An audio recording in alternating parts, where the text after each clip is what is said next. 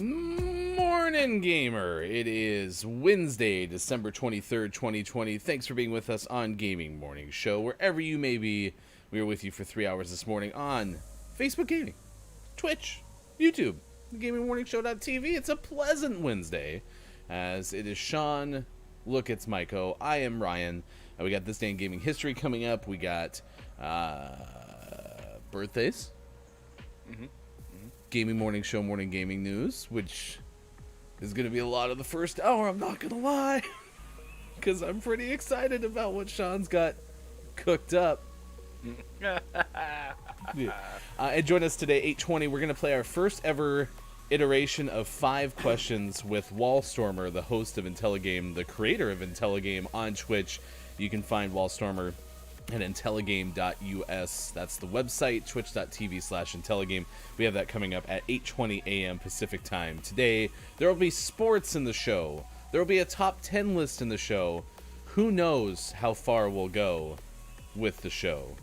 We are so excited that you're here on this beautiful, beautiful Wednesday. Good morning, Sean. Good morning. I did something special for Sean last night, Mike. Oh, what was that? He had a long day at work. Could tell that, you know, the week and the holidays, some of the time and the pressure might be wearing down on him. And so, recognizing that as the brother-in-law, the close friend that I am, I went over to his house. Now, this is not unusual because we live so close together, and my mother-in-law and father-in-law live with him. His wife is my sister-in-law. You get it, right? The kids are the same age. We spend some good amount of time together. But yesterday, I went over to Sean's house, and I cooked him dinner. Oh, like actually cooked dinner, or like went and got takeout? You would think. You would think that I would have went to a restaurant and picked up some takeout, Mike. It's a very good assumption, considering I really dislike cooking, and I'm bad at it, right? But instead, I did the intense labor of opening up a meal prepare kit, and I was able to assemble the ingredients in 15 minutes and put it together, and so far, we're like 12 hours removed. No one has food poisoning. Nice. What was the kit for? What did you make? What did I make? Something with like pork tacos, like a mojo taco thing, mojo taco maybe. I don't know. I love mojo tacos. They're amazing. I was honestly, if no one gets sick, I'm feeling pretty good about things so far. So far, so good. Good morning. Good. Congrats. Good morning, Jen in the chat. It's good to see you on Gaming Morning Show. I made dinner yesterday. This is a milestone. I cooked. I mean, I was super proud of myself. And did it change my outlook on cooking? Am I going to be donning the apron and spending time? No, I won't be. But I did it. There's a win. That's good. I'm very proud of you. It's delicious. What was your verdict, Sean? And it was really good. Yeah, no, the pork was really tasty. It had all the fixins. Ooh, the some, fixins. Yeah, some what is it? Some cabbage. Yep, there was some salsas. cabbage. Mm-hmm. No, it was really tasty. My third one fell apart. They were a little saucy, and by the time I got the third one, it just split in half. Happens. But you know, I was prepared. I had a fork. I saw into the future. I saw it coming. They're really tasty. And my favorite part, number one, I didn't have to come home and make dinner, and that's always a plus. But number two, I didn't have to decide anything. This was all just via our group text. Ryan offered to come make dinner, and the wives were like, yeah, let's do that, and it just happened, and I didn't have to what do you want for dinner? I don't know, I'm busy with patients, I don't want to decide this. Do you ever have to play that game, Mike, where you're like, what do you want for, I don't know, what do you want for dinner? Always. It's the worst. we try to do, we try really hard to have a menu, so then we're like, we'll just have this tonight, but then it's always like, tonight's menu is pot roast, and you're like, I don't really want pot roast. And mac and cheese, like, no. So yeah, it's a lot of fun. It's my favorite game. When did pot roast become like nobody's favorite thing? Like that, my wife apparently. I wasn't serious about pot. We don't Okay. ever really eat pot roast. It was just it popped into my Well, mind. apparently it has So, some sort of relevance because my wife will not eat pot roast because apparently they always had it as a kid. I do want to give one shout out to Jen in the chat, JJL2000. So yesterday, I was hanging out with Sean making this, pretty thorough 5-course dinner. If you think about it, really, there was 5 ingredients that I made. And we opened up one of the beer of the day from a past show. And it was called something. Heirloom Corn Lager. And if you've played any Apex whatsoever, you know what an heirloom is. And there's some of us who've been playing Apex since February 2019 and have never seen one. Because they show up in packs and you have to open at least 500 of them to get one. Some people, legend goes, that they've never received one even after 500. And some of the people, like my friend Jeff, who just started playing the game like Tuesday, he has one. And it really pisses people off. Well, guess what? Jen has 5. And people in Jen's circle are very upset. people. Yes! Yes, there are many of us who are like, how do you have 5? She got 2 in the last 24 hours. I think she's hacking. Hacks. Only logical solution. Yes, of course. If anything is not going your way, always assume the other person is cheating. That's the rule of life, everybody. It was hilarious that was coming out of one of the streams, probably Kiki's that is watching yesterday. Like, you got one? And then yesterday in Discord, you got another one? What? I did try to do this line, and I think us as fathers will appreciate it. I said, well, technically, I have 16 of them. 16 ounces, because mine were beer. Okay, only I thought that was funny. Mike, how was your Wednesday? Sorry, your Tuesday, because yesterday was Tuesday. Wednesday's been going great as well. No, Tuesday was fantastic. We've made a buttload of cookies, and today, after we're done here, we will make another buttload of some more. And no, it was good. It was good. I got to spend some time with Dr. Chick. Just popped into the chat, so I spent a little time with Dr. Chick last night. She answered some fantastic questions about Apex from me because I still have no idea what's going on. And a very exciting news, maybe not as exciting for a lot. We managed to pick up 3 wins in Warzone last night, back to back to back. It was incredible.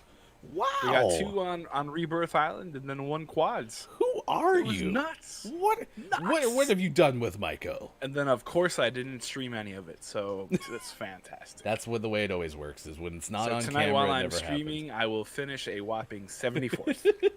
happens. That's the GMS motto. Gameplay is not guaranteed, for sure.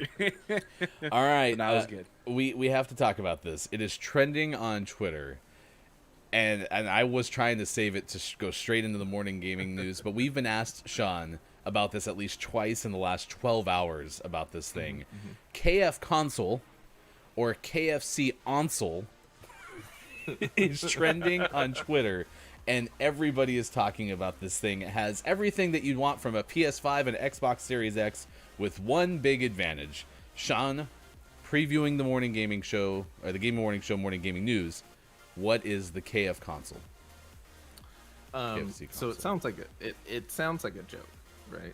It sounds like it kind of like we had the Bud Light console that played a couple, really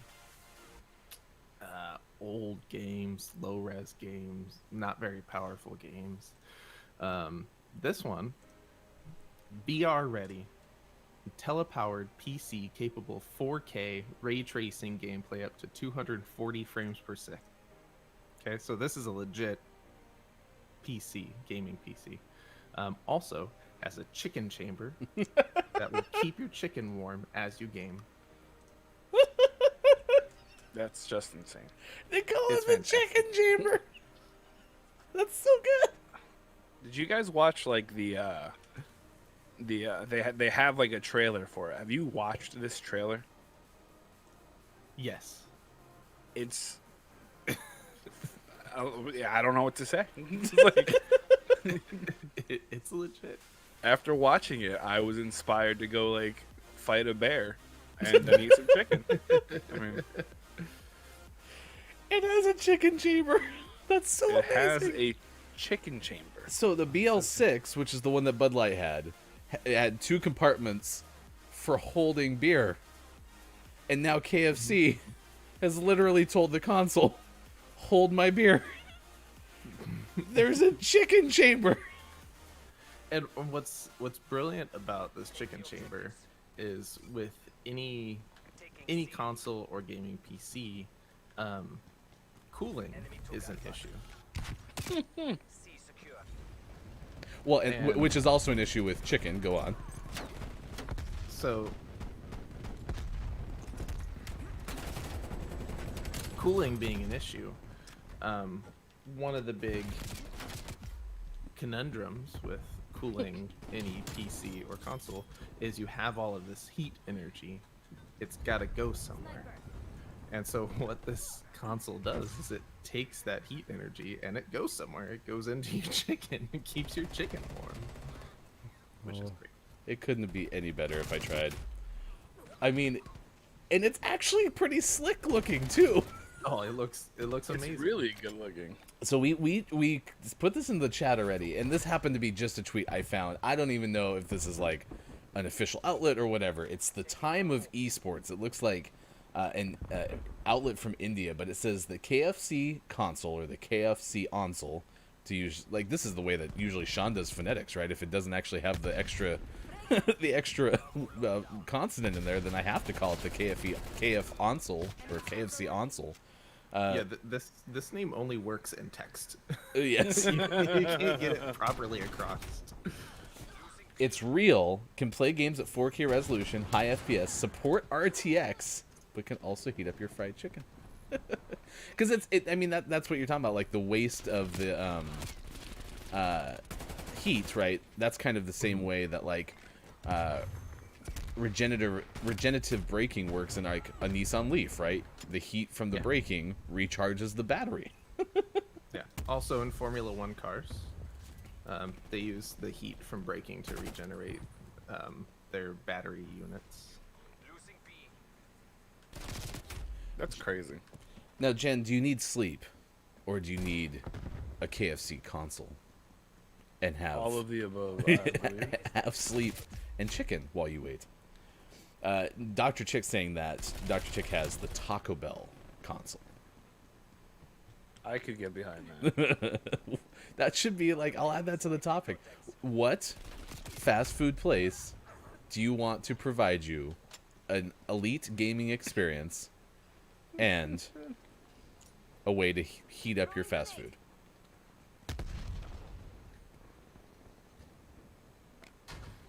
Elite gaming experience and food. I mean, I'm kind of thinking I would be interested in having a...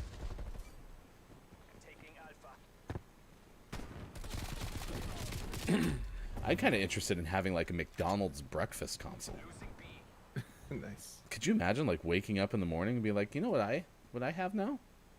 I have a sausage egg biscuit. It's just sitting there waiting for me. Just warm and ready. Mortal Kombat 10, some sausage egg biscuit. I have been churned. Little VR.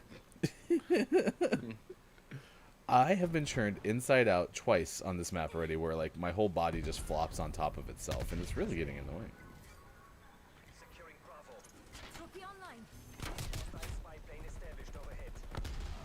Yes, like imagine everything that people could do with it, Dr. Chick. You're absolutely right. You could be playing, and all of a sudden you get this like dun dun dun dun dun chime that comes out of your machine, and you know it's time to get your nuggets out, or else they're gonna get too crispy. Oh my gosh, we're McDonald's. If you need to borrow us for a second, we're happy to work on some R&D for you. You know, We are open for the R&D. If you like some assistance, just please call 1-800. We have great ideas. 1-800 Gaming Morning Show. Also, Gaming Morning Show is too many letters for an 800 number. But I mean, seriously, we were asked about this last night with Nintendo. shout out twitch.tv/Nintendo Nerds, playing some Grindstone, and asked if we'd seen the KFC console, and we had just got done talking about it at your house. Oh, it's all anyone can talk about right now. I really do think it actually. I mean, depending on the gaming experience, if it's anywhere nearly as good as it's talked about, like, that would be really cool, because that BL6, I mean, that was a good looking console. It had like a little handle, that was neat and all that stuff. But at the end of the day, like, it didn't have really any games that people were craving, or a gaming experience that people were really genuinely wanting.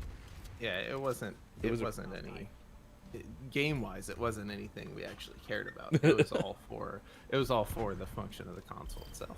But this is a legit console. Well, computer. It's a PC. Yeah. Let's So it's- not yeah. beat around the bush. Beat around the bucket. 1 terabyte SSD. Nuke 9 and Asus powered GPU. You can also swap out the components.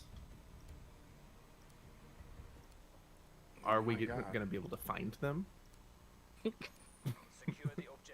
they going Have to they- corner the market? Are scalpers going to pick these up? Is KFC going to diversify its retail experience by inviting people in to also shop for computer parts? Ooh, you'll have a whole computer section. Yeah. Will we have enough napkins to get the grease off of our fingers to actually pull any of the components out of Ooh, the good machine? call. That's the tricky part there, hey? I hope these are sold at KFCs. Yeah, Burger King was doing the cross promotion with PlayStation, where people were walking into Burger King's and getting a PlayStation 5, and the commercial was there, and people were excited. Well, KFC's like, fine, we'll just have them in our restaurant, and then people can just leave with them. We don't need any partners. That's ridiculous. It really is crazy. Ridiculous. I like the other part of my version of this topic of the day, which I'm gonna add that restaurant thing, because I think that's pure genius. But what is going on? The console wars were supposed to be between Microsoft and Sony, and all of a sudden now we got fast food restaurants and beer brands bringing themselves into the fray. Are we You like? gotta capitalize, right? Are we in like a Isn't Game that of the- Thrones video game moment in time? I'm on fire. Sean is on fire. Oh, Man, someone is he's very- on fire. Someone is very flash happy. There's also a lot of smoke going on too.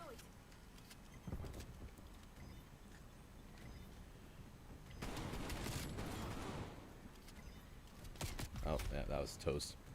I can't believe that it actually is supposed to be like a legitimate thing. I mean, like you said, though, it's computer parts, right? And you can Yeah, build. it's a PC. Yeah, you can build such amazing, gaming PCs with, different form factors now, and they have like liquid cooling. Like, there's a whole bunch of ways that you can make this happen nowadays. Yeah. So over the last, I'm gonna say year, but I'm totally making that up. I don't know when this started. KFC has come out with a legit dating sim game, anime style dating sim game. They've also made a legit Lifetime movie starring Mario Lopez as Colonel Sanders, and now they have a gaming PC console. So is KFC trying to take over the world? Yeah, absolutely. That's Is bananas. KFC the next Google? What would their search engine be called? Based on the current naming conventions, it'll be called KFC Google. Google. Oh my gosh. What are we gonna do tonight, Pinky? Same thing we do every night. Or what are we doing tonight, Brain? Same thing we do every night. Try to Eat take over the world. Kentucky Fried Chicken. Now let's go get some chicken. I'm on B. But I mean, this works really well with, you're trying to do this with marketing, right? You're trying to get people's attention. trying to go viral, and they're doing that with all of this stuff. So, KFC console. Does anyone have a trophy system? I do. Where would you like Mr. it? Trophy System. We need it on B. Because they just All the flashes. all the flashes and all the Molotovs, and it's getting chaotic. Honestly, I can't even get to B sometimes. So, this group we're playing is pretty intense. They're pretty on it. Oh. Sentry gun now. I'm engaged in a very crazy battle with Cheese Boy. My sentry turret is a little askew. Yep, they just destroy that trophy system over and over and over again. McGriddle, great minds think alike. That could be the name of the. They could make it like a little McGriddle sandwich.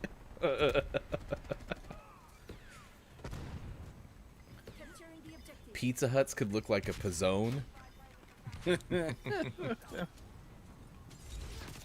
be better if it was in like a box, like a little, like a Big Mac box, you know, Yeah.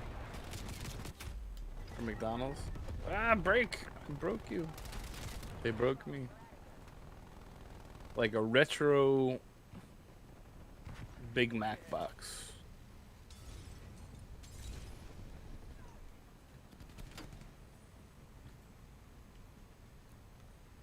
I mean, surprisingly, we're still in this game. I felt like it was slipping away from us. We had a pretty good lead from the first half that they were dwindling down. Oh, there's just a sniper on top of that tank. KFC console.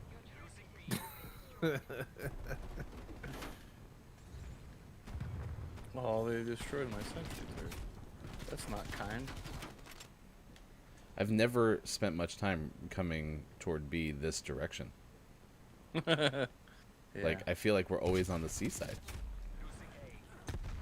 Losing A. What? So let us know what you Someone's think. trying to get our attention. Let us know what you think in the chat. Let us know your favorite idea for a video game restaurant crossover. We got Gaming Morning Show, Morning Gaming News coming up. Slightly overdue because this is the longest game of domination we've ever played. And then we got This Day in Gaming History coming up a little bit later. So stick around. We got more to come still on Gaming Morning Show. Alright, trophy system got destroyed probably. Yep. I kind of missed the landing. We should be good. Oh, though. we got 2 points. Explosions! Yeah, we did it! Alright, here we go. 6:30 on the West Coast, 9:30 in the East, U.S. time. It is 2:30 in the afternoon in the UK. You're hanging out with us on Gaming Morning Show. Look, it's Mike O is down in the bottom left. Sean is in the upper left. You can find us on the Twitters at all of these locations at WatchGMS for the show. I am Ryan. We got Wallstormer coming up at 8:20 a.m. Pacific time, and I'm excited. It's our first iteration of 5 questions. It's kind of a looser format. We'll try to bring in streamers, content creators, different people from the world of video games and talk to them about their products. Tomorrow on the show, excited to talk to the creator of Calico. It's been a game that I've seen quite a bit on the streams. We'll talk to Kels from Peachy Keen Games. That's tomorrow at 8:20 a.m. Pacific time. Real question, KFC, Popeyes, Chick-fil-A, Church's, or Zell's, which is the best chicken restaurant? We're going to have to hold that after our Gaming Morning Show, Morning Gaming News, so get your thinkers on, and we'll do that in a little bit. This Day in Gaming History, birthday's coming up too, so if you have a birthday to celebrate with us, we would love to celebrate with you as well. But right now, let's get informed. Let's get an idea of what is happening in the world, and maybe a little bit more about the console. It's time to go to the newsroom. Here's hashtag video game expert Sean. Good morning. It is Wednesday, December 23rd, 2020, and this is the Gaming Morning Show, Morning Gaming News. As we've been talking about already today, the top story of the day has to be the KFC console, which we've talked quite a bit about. I think we've hit all the big points. It's VR ready, Intel powered, PC capable, 4K ray tracing, gameplay at 240 frames per second, and a chicken chamber, which keeps your chicken warm as you play. Chicken chamber. It's fantastic. It was. This is a story from Adam Bankhurst of IGN. It was technically first unveiled a day after the PlayStation 5 reveal event, although most people just thought it was a fun marketing joke by KFC and was not an actual thing. Turns out it's an actual thing. So check out KFC at KFC Gaming on Twitter, and they have the full video of it. They apparently have been posting other things on KFC Gaming, so that might be worth a follow. Anyway, the KFC console's case was built by Cooler Master, and has the patented chicken chamber.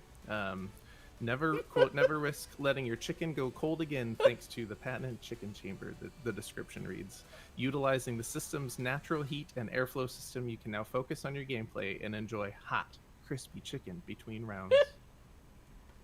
They could have called it so many things, but they nailed it. I love it so much. It's so good. And if you look at pictures of it, I think my favorite thing is the top of the console kind of looks like a grill. Yeah. Oh my gosh. It's just so good. Do I They want nailed one? it. They nailed it. I kind of do. Next up, and in a similar bizarre theme, UK retailer Game has announced that they are going to be selling Mario perfume that makes you smell like a plumber.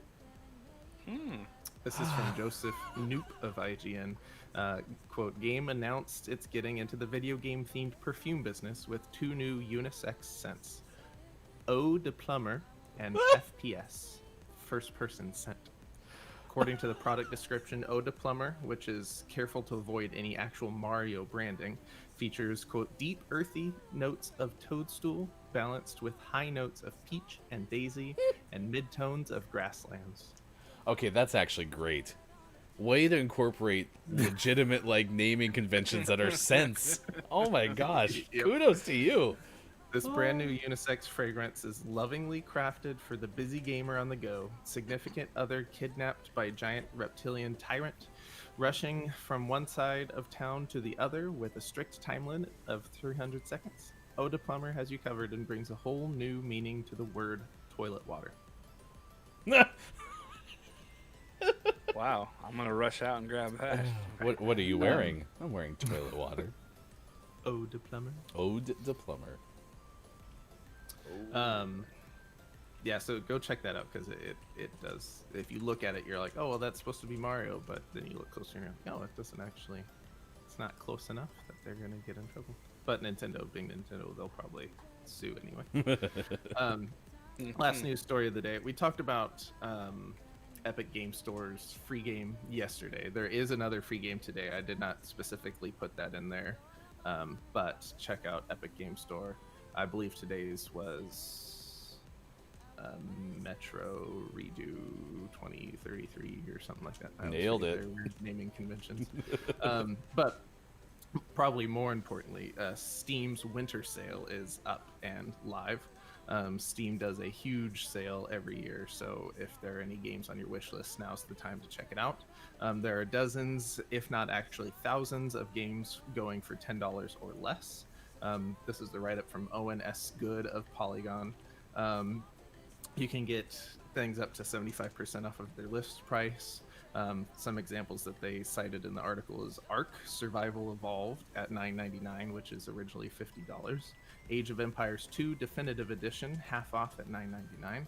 Far Cry New Dawn at $9.99, down from $40, and Watch Dogs 2 at $9.99, usually $50. Nice. So peruse through the Steam store if you're looking to pick up any games, especially if they've been out for a little bit. More than likely they're on sale to some degree. And if you get anything, let us know, because I went down a Steam rabbit hole a few years ago and bought lots of games on their sale. So I can relate. And always last but never least, we finished off today's gaming morning show, Morning Gaming News, with the world-renowned segment within a segment where we take a look at what is out today. Today we have Solitaire 3D out on Xbox One, Super Meat Boy Forever out on Switch and PC, No Place Like Home out on PC, Vice Wave out on PC, Twin Run out on PC, and for the most prestigious award in video game focused morning shows, your favorite segment within a segment within a segment, today's name of the morning goes to Season Match 3 Curse of the Witch Crow out on Switch. Damn you, Witch Crow! And so I picked this game. I usually would have thrown this game out because when I picked it and I was in search of its developer or publisher to post a link for Ryan, I came across the fact that it is out today on Switch. It is an old game that has been on PC before today, and usually I at least take those out of Name of the Morning because I don't want to reward a game that's a re-release, especially if it's like, oh, well, it came out a year ago and now it's out on Switch, so technically it's out today, but it's not really a new game and they don't really need to be Name of the Morning. This one I kept in there because it was originally released on PC December 23rd, 2010. Oh, wow. So they've taken this 10-year-old Match 3 game and re-released it on the Switch. So for that, I allow you to keep your Name of the Morning status. You are approved by hashtag video game expert Sean. Old that you wrapped back around for it being okay. I love that. There's that Toy Story bit from the original where the piggy bank is scrolling through the channels trying to find something. Maybe it was the second one. And they see it like in that blip that you see when you're used to flip through channels when it wasn't a guide, right? And they're like, oh, we saw it. He's like, I'm already going too fast. I got to go all the way back around. That's exactly what happened with Season Match 3, Curse of the Witch Crow. You are now eligible for Name of the Month, and we will announce our Name of the Month for the month of December on New Year's Day, perhaps. Yeah, we are planning to stream on New Year's Day. We are Gaming Morning Show. You can find us on Facebook Gaming, Twitch, YouTube, and at gamingmorningshow.tv. You can follow us on any of those platforms like Mr. Executive did on Twitch. Thank you very much for doing that. Gamingmorningshow.tv is our website. Coming up 6:50 a.m. Pacific time. We are going to have This Day in Gaming History and birthdays to celebrate with you. We also do have some other pieces of news to get to at some point this morning. We'll tell you about a third and final season of an HBO and BBC One show. We'll also get to 3 things that you didn't know your Alexa could do. You honestly probably did, but we'll tell you 3 things that maybe you didn't know it could do as well. And then there will be things that you didn't know that it could do that maybe you didn't know that it could do. Yeah. Nice. Yeah. Nailed that tease. And last but not least, someone in Thailand had to do CPR on an elephant. And we'll tell you why. That's coming up on Gaming Morning Show. 6:40 West Coast, 9:40 on the East, and 2:40 for everyone in the UK. Thanks for being with us on Gaming Morning Show. I am Ryan with Sean and Mike. Oh, all right. Here is the debate we have to settle for Dr. Chick. Of all the fried chicken kind of fast food, fast casual locations, do you have a preference of which one you go to? Of the fast food chicken places, KFC's my go-to, and I don't go there very often because I'm the only one in my family that likes it. But it is my favorite out of that list. Although Church's Chicken gets a special shout out for me because we had those around my house in California when I lived down there growing up. And that was my favorite chicken place. And for the longest time, I thought it was a local California thing. And it is not. It's just not up here.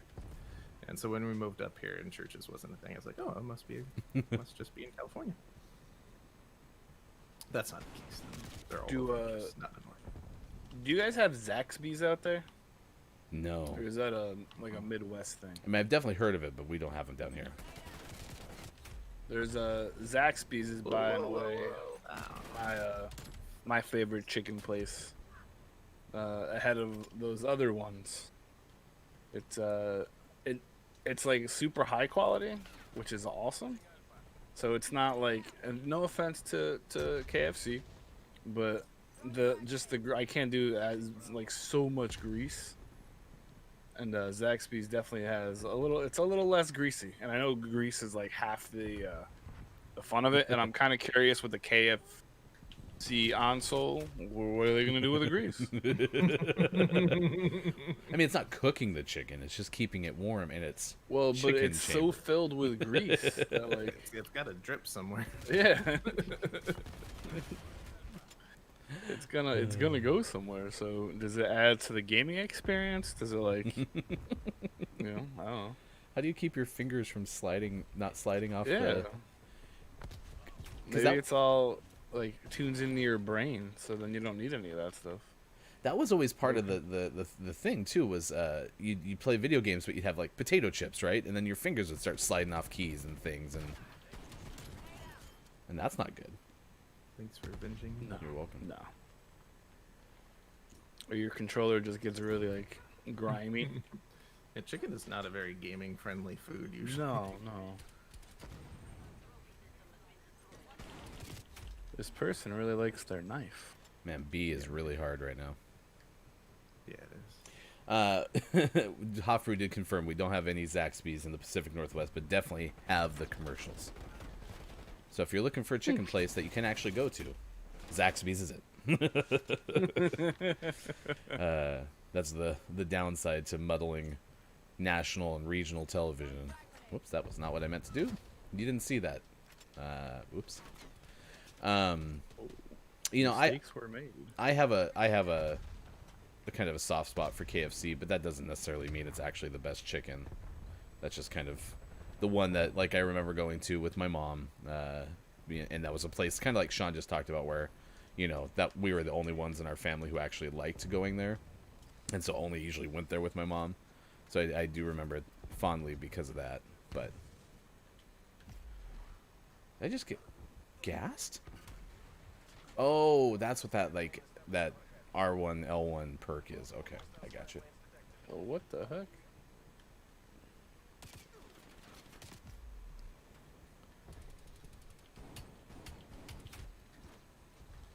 Oof. Yes, we definitely are losing this fight. It's not going It's well not at going all. well, is it? They are. There is a load of trophy systems on there too. I do know that you know, there was a big chicken sandwich debate a couple of times this year, like Popeyes and Chick-fil-A, like we're having a pretty big chicken sandwich war.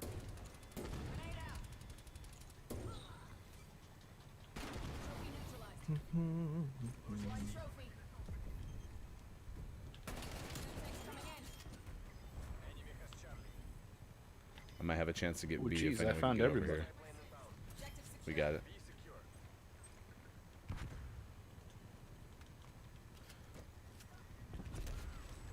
Boo.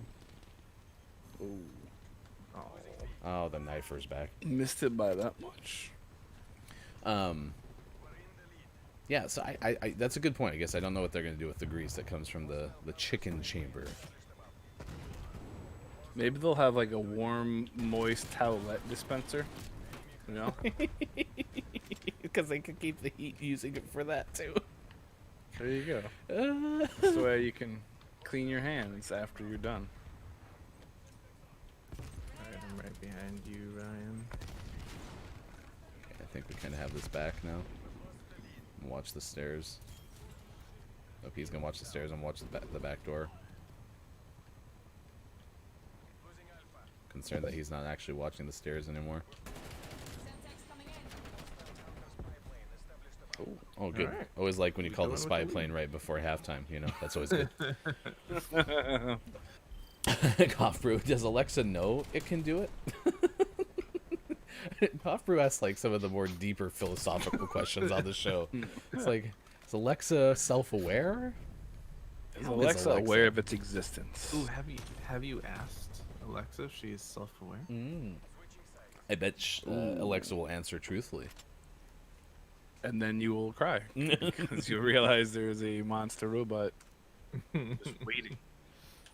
I'm watching you, Sean. Wait, what? Every once in a while, our Echo show like just starts talking, and it creeps my wife out like a lot. She hates it, so it makes you wonder. Does she know what's happening? Well, I think that was a thing quite a bit when they first came out. Was all of a sudden there was something that was happening, and immediately like was setting them off.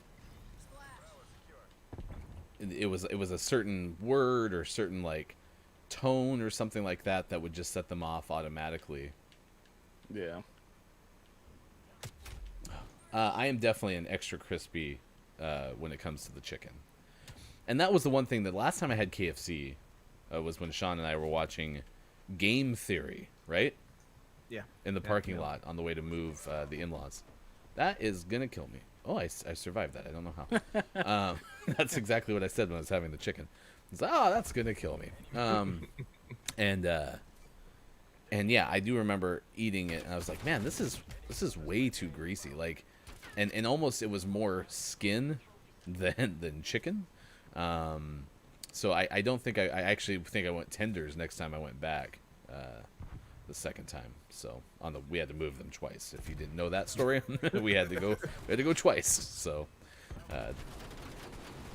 that person ran into a whole bunch of us. I'm watching the stairs. We got 2 of us up here. I have the door towards A. How about you guys? Are you extra crispy or is it original recipe kind of stuff? Yeah, I like the crispy. Yeah. If you're gonna have it, it has to be crispy. I mean, otherwise it's just soggy, gross chicken. I got caught in no man's land. That's a teammate. What about you, Dr. Chick? Are you one side or the other? I mean, I will admit, like, the best fried chicken is somebody who can cook it so great at home. I mean, like, homemade fried chicken is amazing.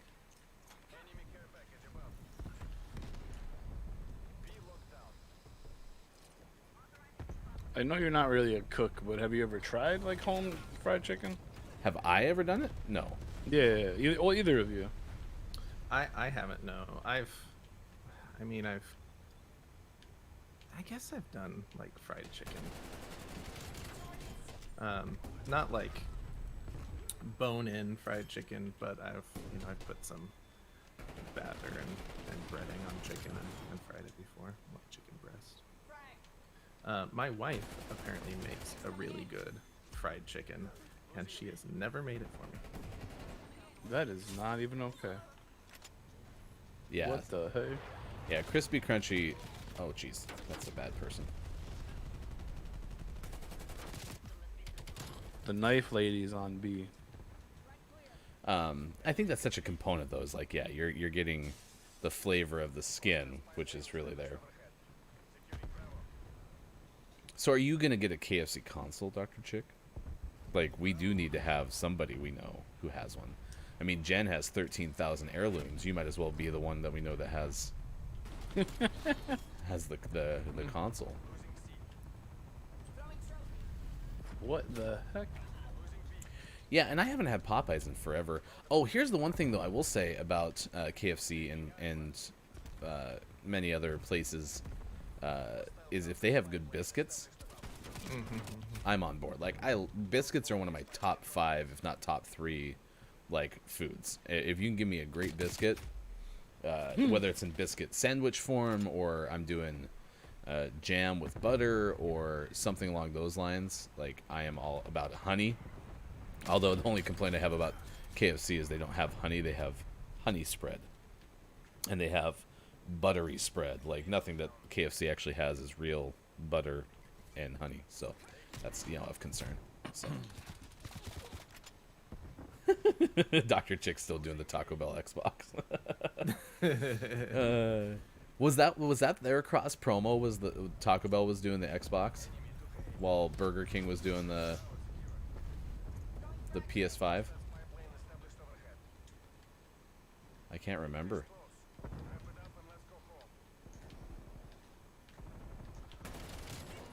Man, there is one person from their team who is always just charging in through that door. Like, most of the others are taking their time. There's the knife person for sure, yes, existing, and always showing up at the wrong time. But then there's one person who just never, like, eases through that door. It's just straight up running as fast as they can, and then I just shoot them. That's. Hey, we did it, guys. Are we 2 for 2? Hey. We're 2 for 2. How about them apples, huh? You like Bazinga. produce? How about them apples? You like chicken? How about them apples? Hey, and Hefty Goof with the best play of the game. And you'll never see it. You will live in mystery. You will always wonder what that one moment looked like where I apparently got 3 people in a row. Yes. Boom. Yo, it is Superphonic in the chat. Thanks for hanging out with us. We are asking you the topic of the day, which has to do with the... I mean, are we going KFC console even though there's not another C?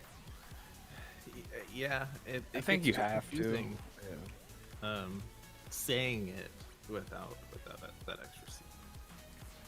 I will allow you Superphonic, by the way, if you want to throw your 2 or 3 or 4 cents. I don't know how much you want to contribute to the Star Wars debate. If you missed yesterday's show, you can watch it on demand, of course, on any of the platforms. But we ranked Star Wars movies, and word got to me that Superphonic was pretty butthurt that he wasn't able to contribute to that conversation. So if you want to, and I said this, that Rise of the Skywalker ended up being somewhat polarizing, but I think that was incorrect. I think all that happened was Rotten Tomatoes was the one that made it polarizing because they had it so low. Thank you. Other than that, like most of us chat and you two ranking movies, you both had Rise of Skywalker pretty high, right? Yeah, it was in the top 3. Okay. So yeah, I think I said polarizing, and I realized like no, it was just that one Rotten Tomatoes summary that had it down low.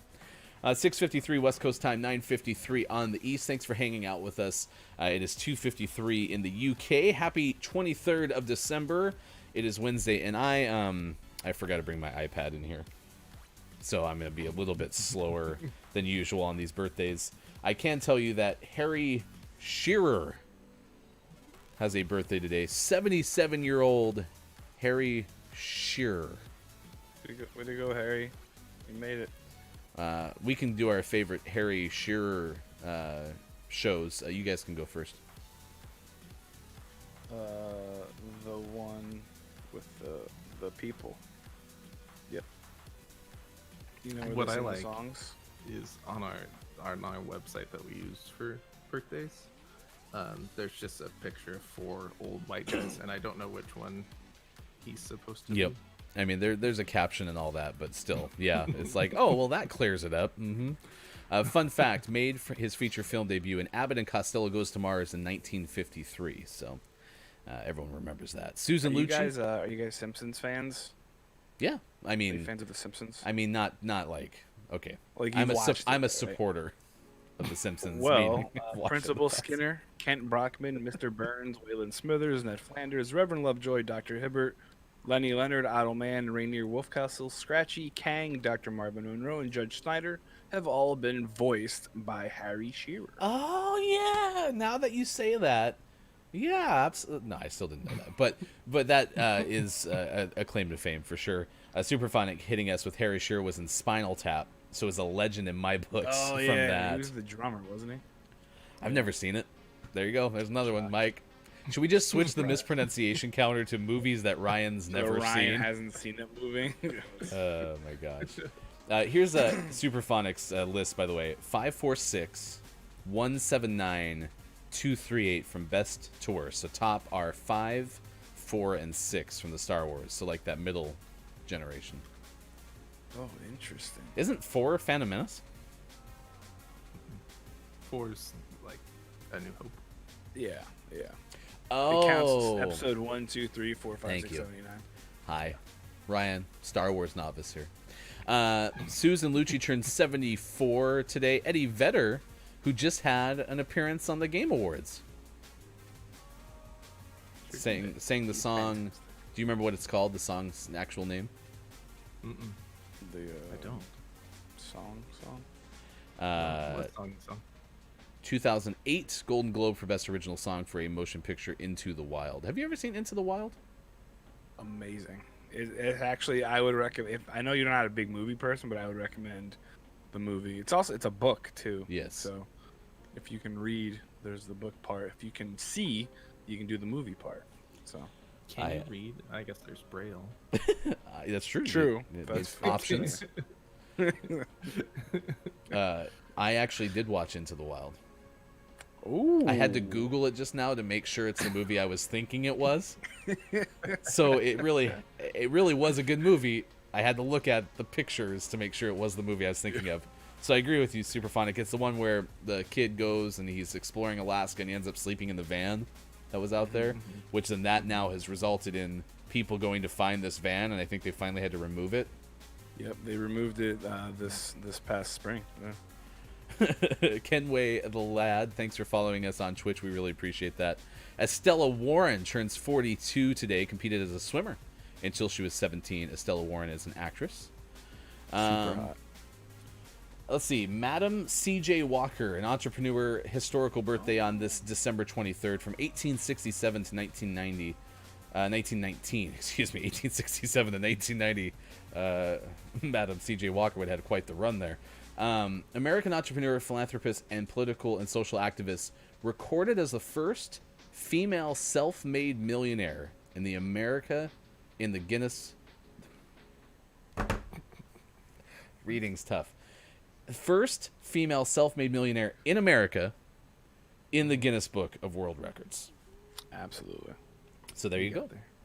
It's also Corey Haim's birthday in heaven, but Corey Haim. Never mind.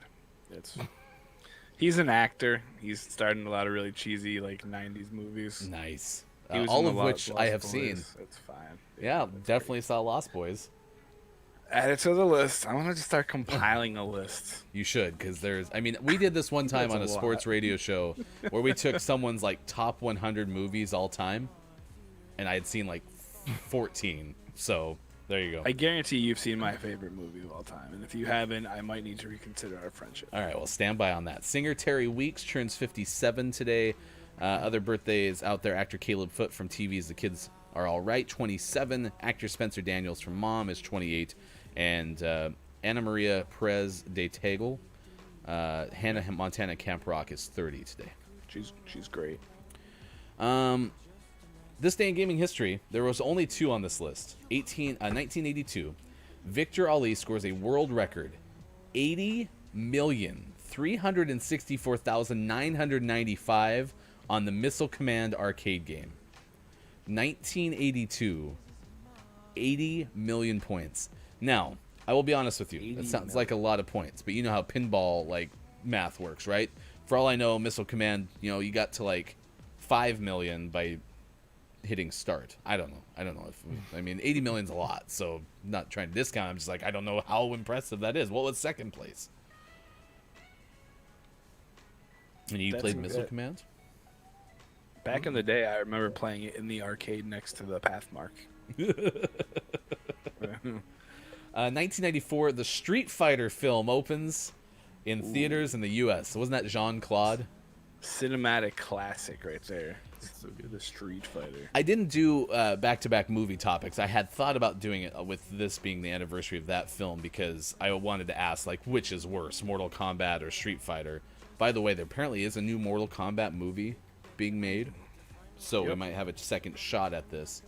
But, like, Street Fighter and Mortal Kombat came out within, like, 4 years of each other, if not closer, and both were pretty awful.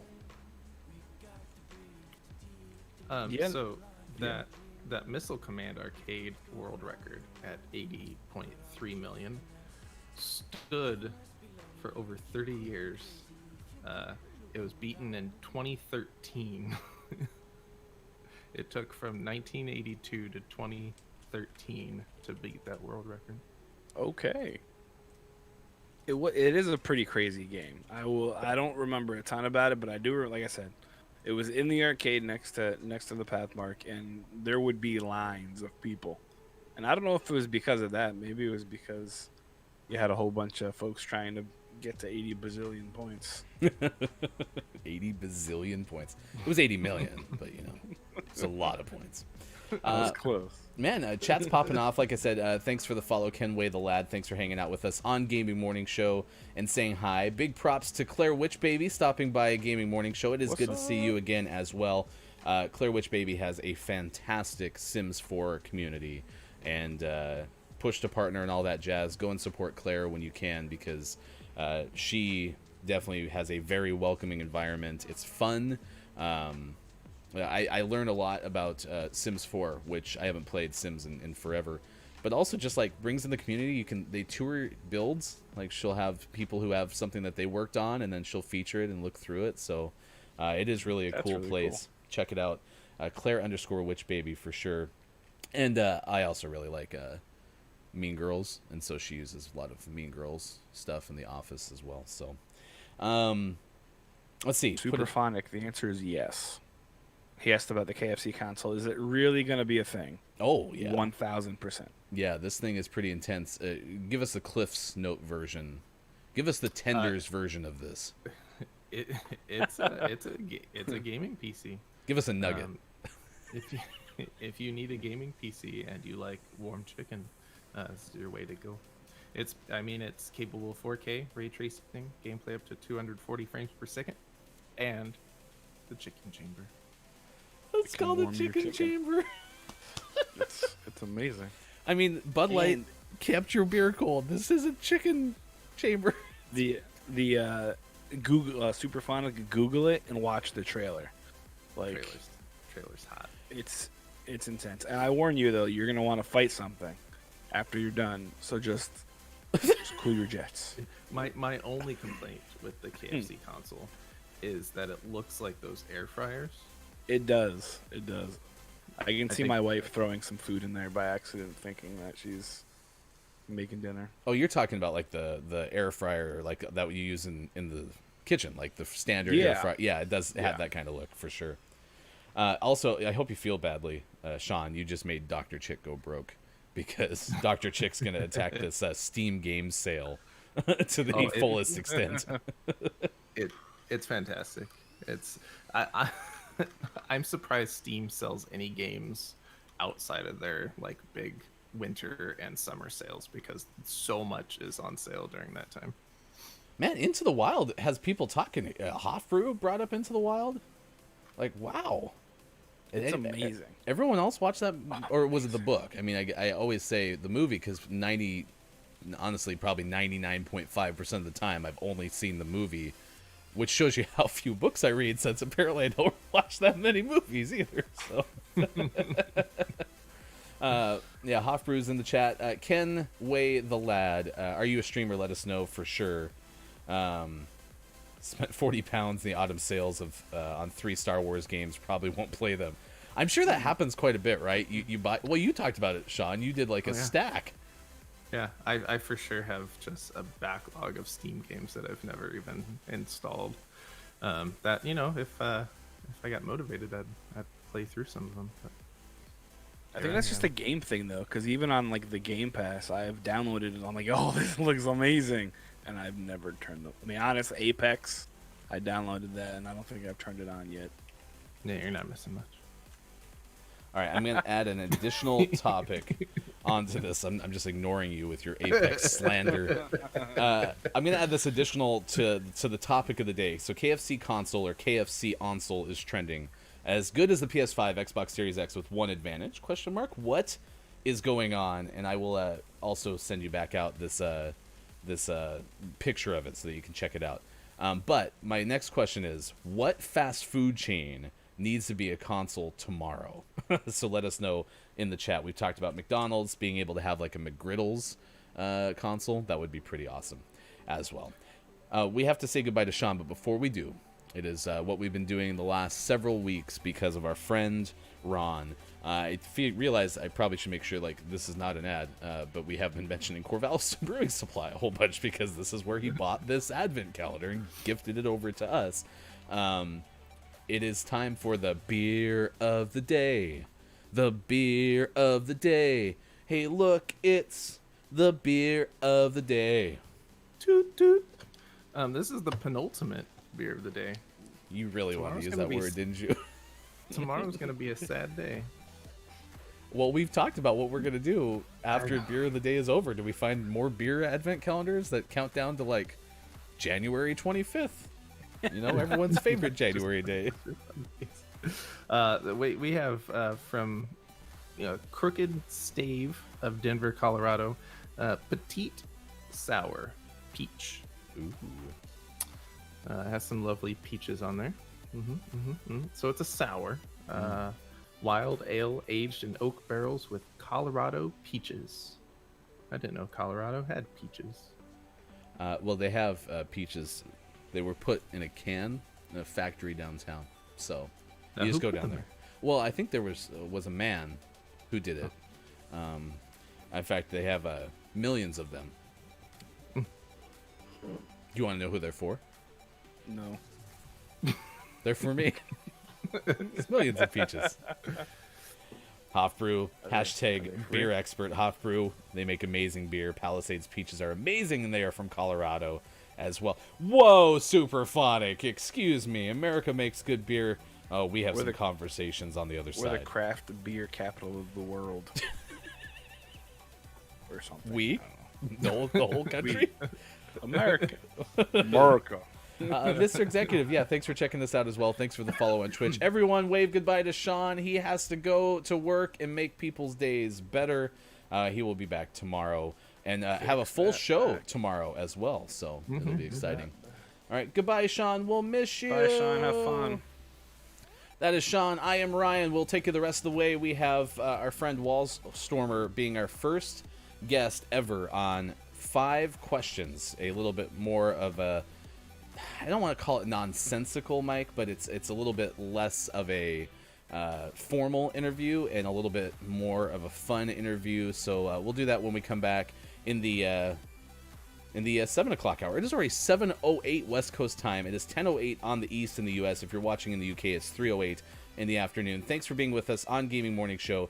If you didn't know already, we're basically a morning radio show that plays some games. So if you've ever listened to an FM radio station and you enjoyed that format where people talk and then they play some music, it's basically the same thing, except we play games instead of music, which also was a really good choice, because had we started playing music, we would have got DMCA'd like in the first day. So, you know. Hour. So real bad. That would have been real bad. All right, stick with us. Like I said, we'll talk about in the next hour a baby elephant that's saved using CPR.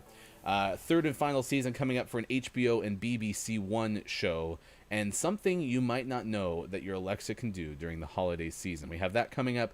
Like I said, Wallstormer at 8:20 a.m. Pacific time today. That's just over an hour from now, and we have a lot more still to come. So thanks for being with us wherever you may be on Facebook Gaming, Twitch, YouTube, and at GamingMorningShow.tv. Back in a bit.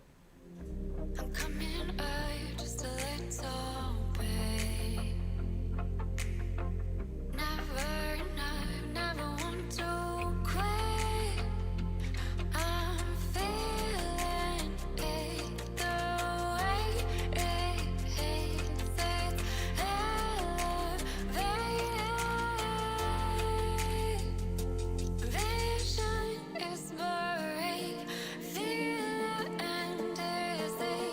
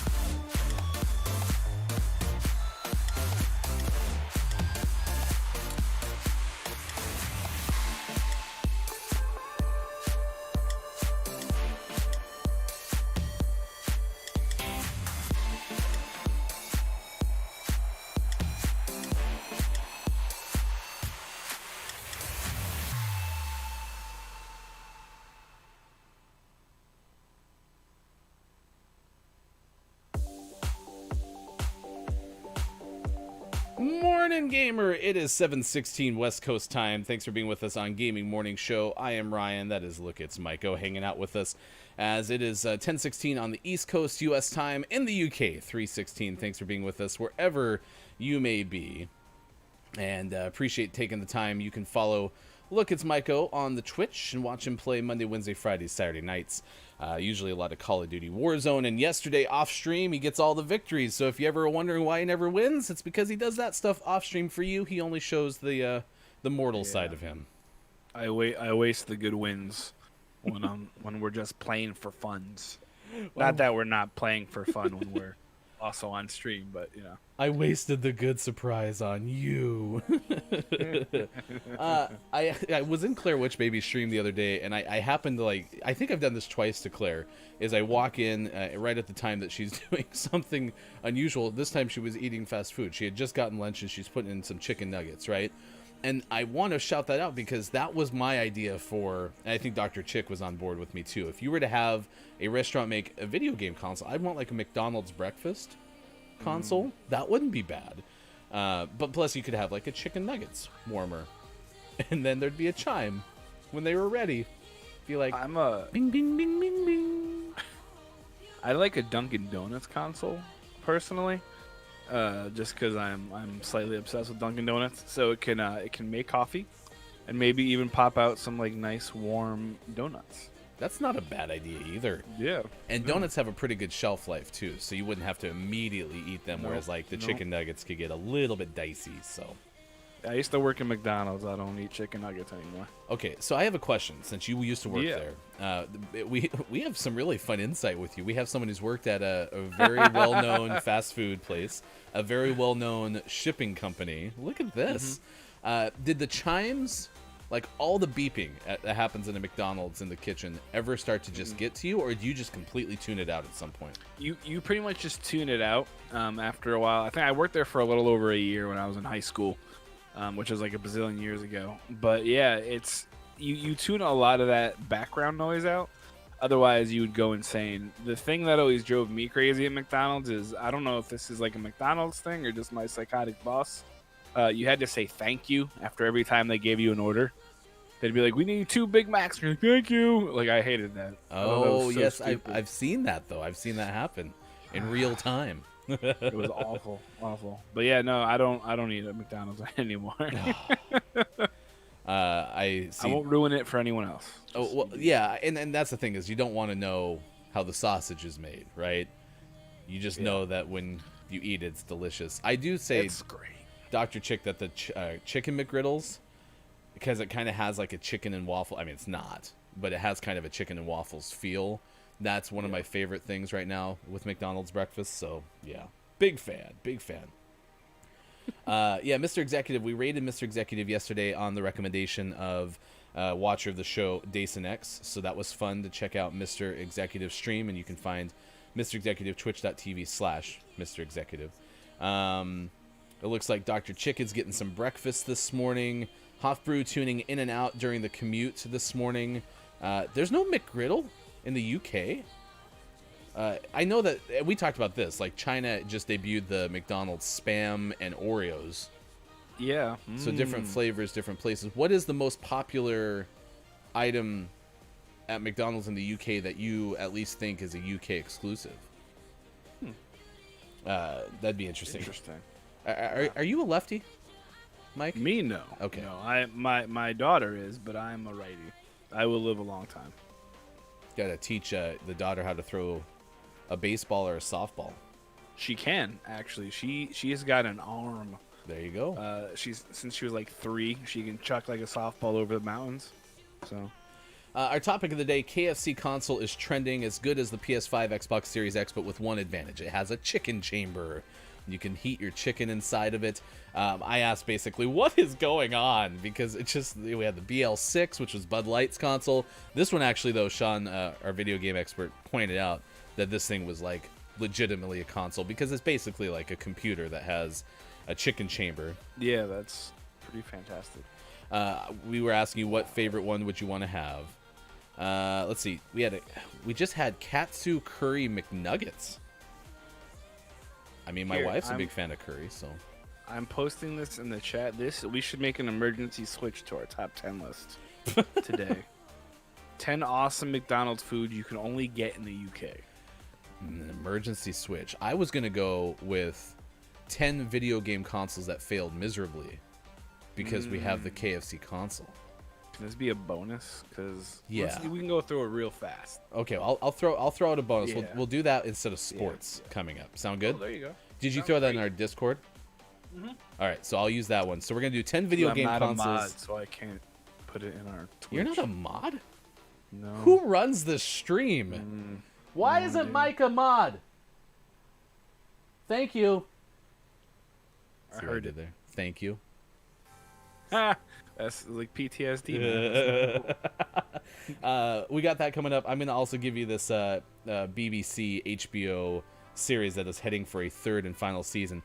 Oh, Digital Doc has a new interview that is out. You can put the details, Digital Doc, in the chat for sure, but I did shout out Digital Doc looking at the way video games have positive impacts on people's lives. There's a new interview, and Digital Doc, also the proud owner of a new book, courtesy of us here at Watch GMS. I've been spreading some Christmas cheer over the course, all y'all who have made an impact, and then what we are going to debut in January when we come back is some of the special events that we are hoping to do in 2021. So everyone who's been hanging out with us over the course of the last few weeks and through the start of the show, certainly am thankful for you as we turn to the 23rd of December. It is Wednesday, 7:22 West Coast, 10:22 in the East, United States time, 3:22 in the UK. Here's the top 10 video game consoles that failed miserably, according to Game Rant. This is a 2019 list by Logan Sawyer. And the subheadline, we all remember the successful game consoles that have come and gone, but the massive failures slipped through the cracks. Well, what were those massive failures? Let's take a look at them now. Number 10 on this list, the Sega Dreamcast. And this one was, I think, either ahead of its time, the Saturn was ahead of the time. Sega had something going on, but in a failure, I'm guessing, of marketing or game titles, or there was some component that just was missing. But I felt like Sega had something going with either the Dreamcast or the Saturn. When I was in college, all we ever did was play the Dreamcast. We played Madden 2K on the Dreamcast, and Crazy Taxi, and they were great games. The way everything was set up was great. Honestly, it kind of seemed like a precursor to something like the Switch, because it had the little in controller picture where you can like get some other stuff. It was great, but I think it was ahead of its time is a great way to describe it. It was a little too much for what was out at that point. It's really strange that happened, but I think that's an accurate way. Even like Superphonics saying Dreamcast was such a great console. I mean, Yeah, there were so many absolutely. positives about it. The author here, Logan, writes, widely considered to be a console ahead of its time, the Sega Dreamcast debuted in 1998. It was one of the few consoles that played games with a CD, 128 bits, real-time online multiplayer, had so many groundbreaking achievements. Did you know the Sega Dreamcast also allowed you to surf the web and write emails? Number 9 on this list is the Virtua Boy, which Sean and I both agree should be higher, and Sean's clearly not here, but we've talked about Virtua Boy. It was on a tabletop stand thing, and you put your face into it like a VR, and it was supposed to be 3D, but everything was red and black because of the way they had to create the environment. And it was Nintendo's, according to this, the first leap into 3D. I did play Mario Tennis a whole bunch. Yep. But apparently $175, it was too expensive to appeal to the public. It had too many shortcomings. There was a lot of flaws. And I think it just wasn't the best experience when trying to break into that kind of VR space. I mean, you can add ahead of its time to this probably as well, to where, it was a heck of a lot of fun. I remember, now you say Mario Tennis, there was a lot of tennis playing with this thing. There wasn't a whole lot else available, and I don't know. I think I had one friend that had it out of our whole group, and I don't think it was a really big thing for a lot of kids, especially at that time. You don't want to put your face in something; you just want to play little video games. Well, especially if you're social like me, that wasn't primarily the reason why I played video games back in the day as a kid. But yeah, it's like you take a turn. How is it? At least now with Sean has the PSVR, and when we play VR things, you can also have it projected onto the TV, so like the kids can watch and those kind of things. Atari Jaguar is number 8 on this list. Widely popular arcade company Atari came to Jaguar, the technically impressive console. Competitors like Genesis, the upcoming Super Nintendo, Atari Jaguar had plenty of obstacles to overcome, but contrary to belief, it was 32 bits, not 64. It had 64-bit bus to memory and a 32-bit processor, but the Jaguar failed, and it was the end of video game consoles for Atari. Number 7 is Engage. This is the one I talk about all the time, the Nokia Engage, which was this smartphone, or not smartphone, a cell phone. It had about the same size screen as a Game Gear, 3 inches or whatever, but all the controls on the side of it were designed to play games on, and it just never took off because I think people weren't really looking for that type of experience on mobile gaming. No. It's funny to look where we are now and kind of look. I mean, when you would have mentioned like a touch screen, 15 years ago, people would think, why would you need to touch your thing? And then when you're like, oh, well, there's games on this. Like, why would I need to play games? It's my phone. Yep. You're like, yeah, okay. If only you knew. Well, and we eventually did, but yeah, it took a while. I remember having that debate all the time. Do you like sports? Do you like music? What are you into? And there was always an answer of like, oh, I love this. Great. You can do that from here, right? Oh, why would I do that? I have this. Why would I need that? Right. But everyone kind of ran into that at some point. Philips had the CDI. It was number 6 on this list. The CDI's ability to do a whole bunch of different stuff like browse the internet thanks to a modem. You could also do games, of course. It was an entertainment device, not a video game console. And I see Xbox One from Superphonic, which might be on this list. I don't know. But that seems like maybe that's just, again, something that nobody asked for, was this entertainment console as opposed to just a video games console. And it looks like a VCR. I just googled a picture of it, and it looks great. It's like a VCR with a Super Nintendo controller. We do have a link we'll put in the chat for all these. Neo Geo CD is on this list, number 5, without a directional pad. It's not a good start. The CD, Neo Geo CD, was not terrible. Had a mediocre range of titles. Neo Geo sold only 570,000 units worldwide. Suffice to say, the Neo Geo CD was not the hit that the SNK Corporation was longing for. Number 4, the Ouya? Ouya. O-U-Y-A, the Ouya? Sure, we'll go with Ouya. This is from 2013. It was actually canceled soon after launch. Without outstanding games to keep players engaged, it failed. It had also an awkwardly shaped controller, although that kind of looks like if the Joy-Con thing for the Nintendo Switch that they slide into to make a bigger controller had a baby with a PlayStation. That's kind of what that looks like. I'd say that's a pretty good depiction of their love right there. Yeah, it just said too much fierce competition from the likes of Xbox and PlayStation to succeed. Yeah. Number 3, the 64 Double D, the Nintendo attachment. It was this thing you put onto the bottom and basically allowed it to be a disk drive as well. I think this is kind of a little bit of a stretch because this is like an attachment, right? It's not the system itself. Yeah. It's not the N64 is definitely a great console in itself. But yeah, this is, to me, this would be like a Game Shark. Like saying a Game Shark is a bad addition to something because it's an addition.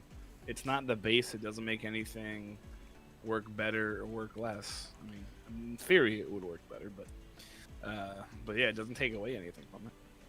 Yeah, it's the same kind of thing. Like, I remember Sega Genesis had that attachment that took it from a 16-bit system to a 32 or 32 to a 64. Yeah. That was a big deal, and it kind of flopped as well. Digital Doc, if you are an Ouya expert, I'd love to know if you remember even... I don't remember this thing coming out. That's kind of crazy. No, not at all. Wii 2 is... Wii 2. Number 2 is Wii U. And this is the one that I am surprised flopped as hard as it did. And I guess the consensus kind of is that it was just too close to the launch of the Wii, and people weren't necessarily ready for that. They weren't ready for like the next edition of the Wii. They needed to get to what ended up being the Switch to have some success. I fully thought it was going to be bigger than what it was. I was excited to get it and play it, but yeah, it came too close to the Wii. I think that was the issue. Had you dropped the Wii U instead of the Switch, and the Switch wasn't a concept, maybe it would have been more successful. Mm-hmm. But yeah, just it's definitely the go between the Wii and the regular Wii and the Switch. So, I mean, I understand why they would have done it. I just think the timing was really off. Yeah. And this is the other part of it. It said the controller just wasn't it. It was too bulky. The form factor of the Switch must be better. All right, here you go. Number 1 on the list: 10 video game consoles that failed miserably from GameRant.com, and this is Sega Saturn. It's on the top of this list. It was released, highly anticipated, planned to compete with the Sony PlayStation. November 1994, a 32-bit video game system that succeeded the Sega Genesis. This is the author's written part. Given the explosive popularity of the Sega Genesis, fans had high hopes for this console, and according to CNET.com, through poor management and even worse games, the Saturn solidified Sega as the next company to join the pantheon of also-rans.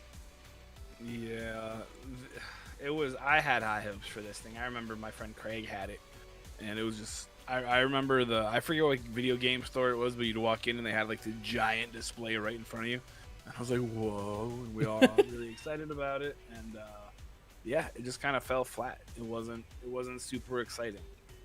So it's like, whoa. That was one of the best feelings though as a kid, walking into a store because everything was so much bigger than you, and you just look up and be like, wow, this is amazing. Where am I?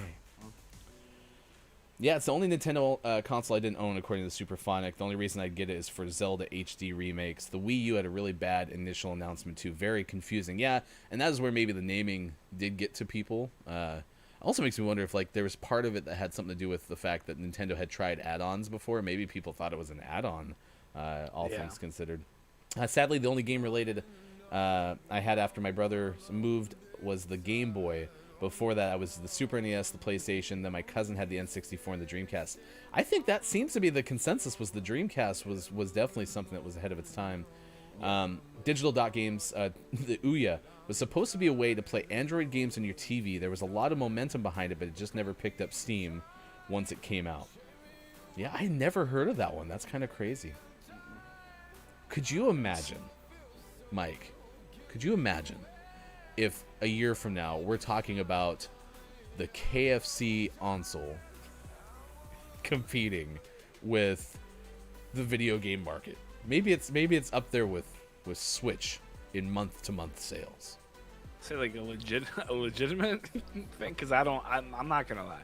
As awesome of an idea as this is, I'm gonna burst the bubble, and I'm gonna say this thing is gonna fail miserably. It is. But idea-wise, marketing-wise, grand slam, 100-yard punt return, it's great. It's everything that you'd imagine it to be, but it's just not gonna. If it actually ever comes out, it'll be amazing. It'll be amazing, and there'll be a whole group of folks that live and love it. But there's going to be a lot of folks who are like, "What the heck is this?" So yeah, we'll see what you happens. Never know, though. No, weirder things have happened. I think we know. But people who have it and really like KFC chicken, it's game changer. Game changer. Well, will it only warm KFC chicken, or can I put like chicken that I buy in bulk at Meijer in there too? Because that's gonna be the pricey bit. Like, you're gonna get a blue screen of death because you throw some Chester's chicken in there or something like that. Something's gonna pop up and say, "Not our chicken, we know," and you're like, "Oh gosh, I'm sorry." You know, super fun. It's kind of a good point. You know, Dad saying we were getting a PlayStation. I thought it was some kind of jungle gym or something. You know, the PlayStation has a pretty well-known naming convention now because they're just going in order. Whereas some people critique Xbox because they have the Xbox One and then the One X and then there's a Series X, and it gets kind of confusing in a lot of ways. The PlayStation, wasn't necessarily immediately like, oh, that's a video game device. And now it's, like a Kleenex, right? You know it. You know what someone's talking about when they bring up the PlayStation. Yeah.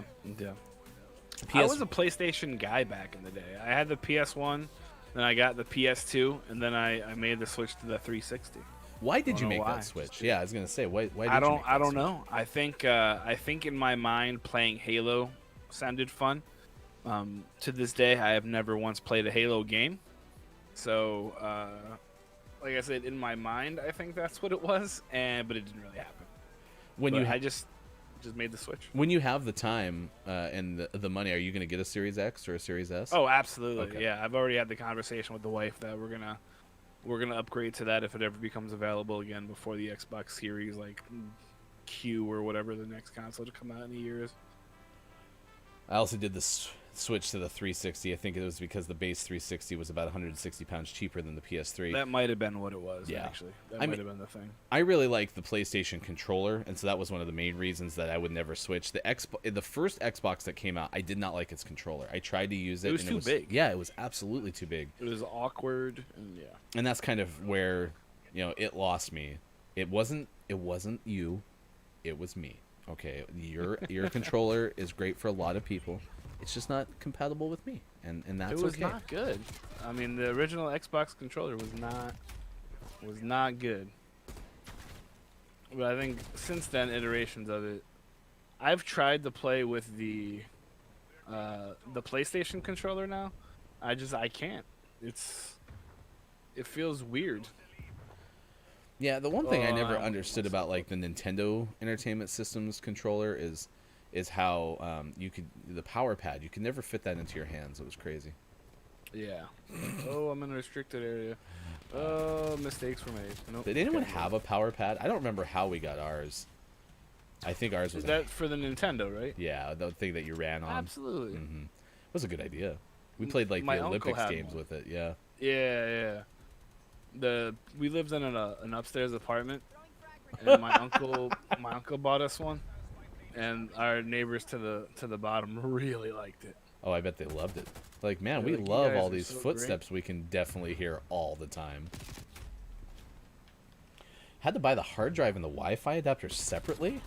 That's crazy. Yeah, it's... Well, I remember, too, we talked about this. I was in college when, like, Wi-Fi really became a thing. And I was so excited to have the internet in the first place, dial-up and all the evolution there within. But I remember I was at college, and we were in the big lecture hall, and someone told me that you could get wireless internet in there. I was like, oh, really? What do you need? And they're like, all you need is this card. It's like, really? And so I ordered a card, and it showed up, and I had it, and it was awesome, and I was just sitting there surfing, web stories while probably supposed to be taking notes. And it was like one of those sliding cards that you had to get. So Yep. My dad did IT, and they gave him a laptop that had internet. Like, they had the little 33.3 fax card for dial-up, and it was amazing. You can look at a picture in like 7 minutes. It was great. But yeah, and then I remember, because of the fact that he did IT, once they got the Wi-Fi stuff, they gave him everything to kind of mess around with it and troubleshoot stuff. But of course, I was like 16, so it turned into me just playing with it. And yeah, I was like, I can sit in my kitchen and not be attached to this thing. that's pretty cool. But routers were not as awesome as they are now, though. It was very difficult to connect to the internet.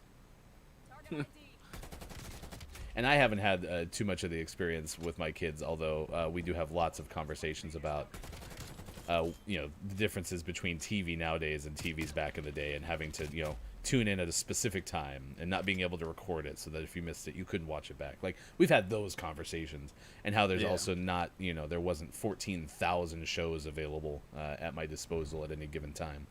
But we haven't had too many internet-related conversations about, like, dial-up, and if someone picked up the phone, how mad you were. Oh my gosh, my mom was a champ at that.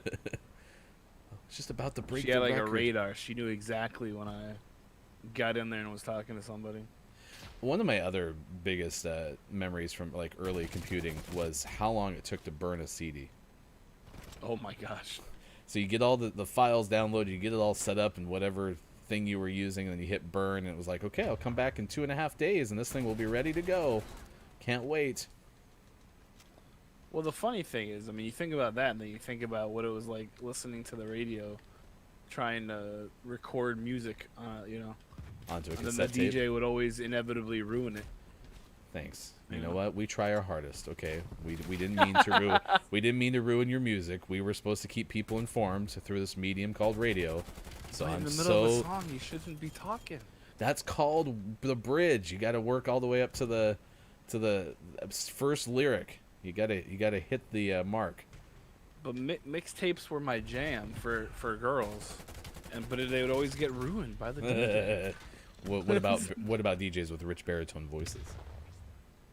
I mean, if you guys took like requests and like, I could add a specific thing, that would be fine. This one But goes when they're out. like, oh, This one Jingle goes- Bell Jam coming up on Friday, you're like, why? This one goes Rebecca's out gonna be very sad. to Janine Potter, Mike's love. What was her name again? Janine Fisher. Yeah. I actually remember Janine. Look at You that. did. That was good. That was Janine good. Fisher. This is going out to you. It's I Swear, All for One, right now on Slow Jams 102.3. By the moon and the stars in the sky, There you go. I'll be there. I'll be there. Oh, See, that was no. the problem. They start singing that nice message, and then the guy was still talking. No, he was sending Like, you. she's not gonna get the full gist of the song. You know?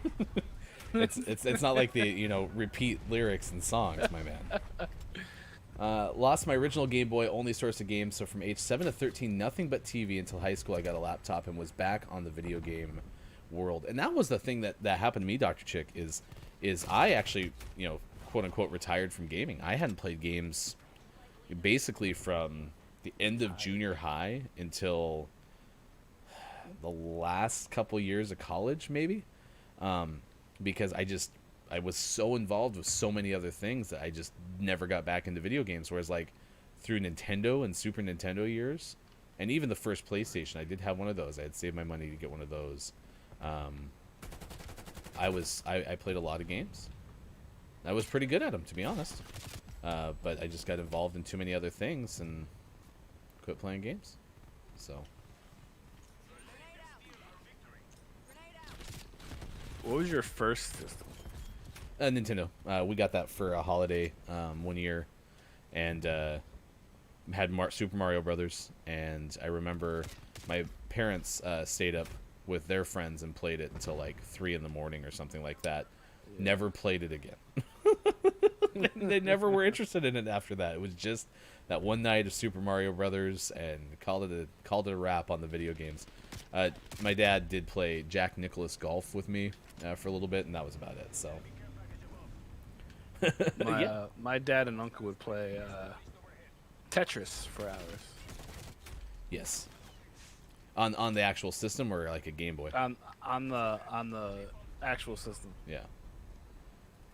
Yeah, and we had the power pad. Like I said, I think we got a hand-me-down from like a cousin or something like that. Yeah.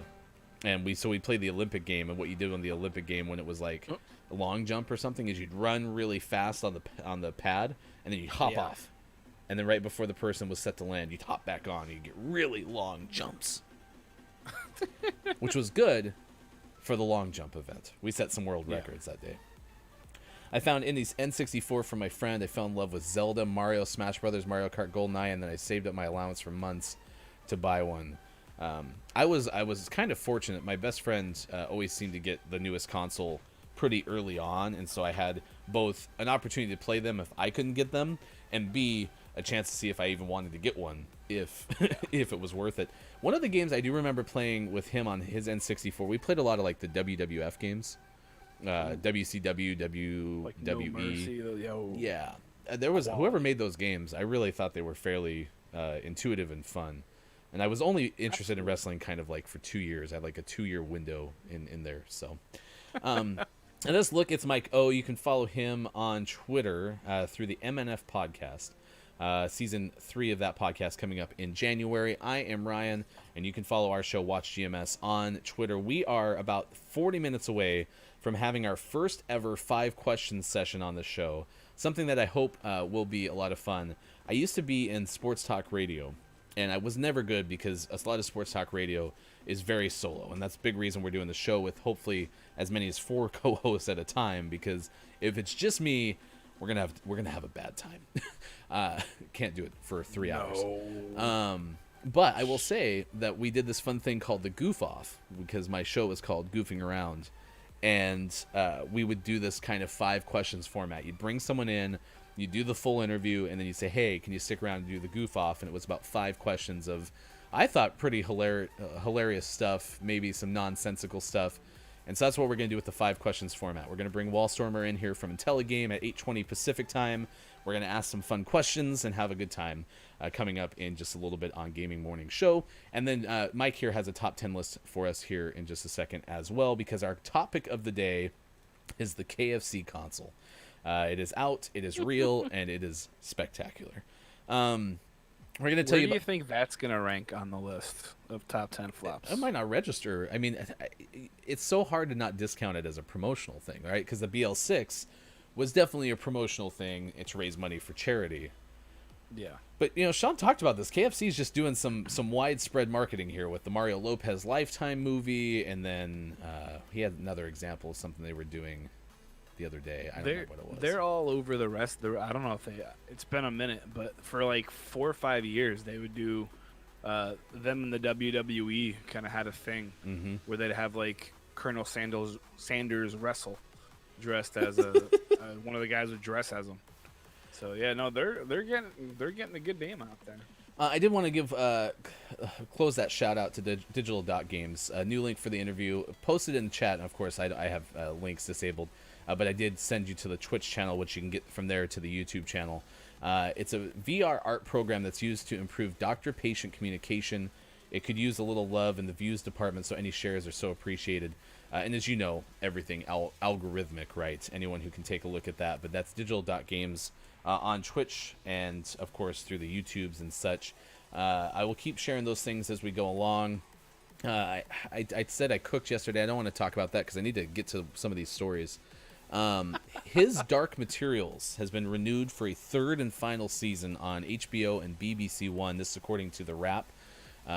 Jennifer Moss. Have you ever seen His Dark Materials? It's on the list of things to watch, but that, much like my video game backlog, has grown exponentially. The stack of shame. This is based on Philip Pullman's award-winning trilogy of the same name. It was renewed for a 2nd season before the first one debuted in November of 19. Season 2 happened just last month and will conclude on the 28th of this month, 9/8 Central. Always discounting Mountain Time. I digress. 8-episode 3rd season will begin in 2021. This is about Lyra, a seemingly ordinary but brave young woman from another world. Season 2 began as Lyra. I don't want to do that because you haven't seen it. I want to do that. No spoilers. But that is what we know about this coming out on BBC One and on HBO. I'm not going to be able to watch all the TV. I don't know how you get it done. I don't know how to get it done. It's crazy. There's so much out there to watch that it's just there's so many things on the list of shame. In the 3rd hour, I will pay off the Thailand elephant story. An elephant survives after receiving CPR. But right now, let's get Mike O's list. We're going to do this instead of sports. We usually do sports about 7:50. Right now it's 7:49 West Coast, 10:49 on the East, and 3:49 in the UK Gaming Morning Show on Facebook Gaming, Twitch, YouTube, and at gamingmorningshow.tv. Mike, hit us up with the top 10. They're McDonald's related, right? Top 10 awesome McDonald's foods you can only get in the UK. So for our friends across the pond, feel free to tell how accurate this is or if it's just a bunch of poppycock. So number 10 are fish fingers. So it says, surely McDonald's transition in the UK calls for the incorporation of fish and chips into its new unique menu. These crispy fish fingers have a taste that will most likely bring you into a deep state of nostalgia. And it looks exactly, they're fish sticks. Oh. Number 9 is spicy nacho cheese wedges. Interesting. Ditch the concept of commonality with these spicy nacho cheese wedges. There are so many things going on at once here. You can only imagine how complex and rich this food item must taste. This is from Ada Sissy, I believe. CISSE, thetravel.com. I don't really like nacho cheese, by the way. My stance on actual nacho cheese sauce was I was once in a concession stand where I saw how nacho cheese was served and where it came from. Yeah. I'm out. No out. bueno. They are a. It comes with a delicious sour cream and chive dip, though. It doesn't do it. Urn Brew. Urn Brew is a Scottish non-alcoholic drink with a tangy taste. So it's soda? And I want to say this is the one that we had a friend show up in the chat before from Scotland, and it's pronounced Iron, I believe, Iron Brew, and it's a very well-known beer brand, I want to say, in Scotland. Just based on what I think I learned in that one fleeting moment. So again, anyone who's the expert can correct us. But Yeah, this please. must be their like root beer version of, Gotcha. of the beer. It says at one point it competed with the likes of Coca-Cola and Pepsi, so apparently it's a pretty big thing. Number 7 is the banana milkshake. Although milkshakes are widely available across several McDonald's locations around the world, the flavors do differ based on the country. Is banana like a big thing in the UK? Have you ever had a Shamrock Shake? I have. I mean, That's not from Ireland. the Shamrock Shake? Yeah. No, I don't think that's an Are you authentic Irish beverage. I'm But pretty sure St. Patrick, when he was driving out the snakes, had a Shamrock Shake with him. might need to get a new history book. Yeah. Okay. So Superphonic saying that it is just a soft drink, not a beer. I swore that Twitch so viewer from Scotland was telling me it was a beer. I remember ginger for some reason stuck in my brain. We were talking about beers or something like that, but I can't remember. All right, number 6. Number 6 is the bacon roll. This And you sounds have read that great. correctly.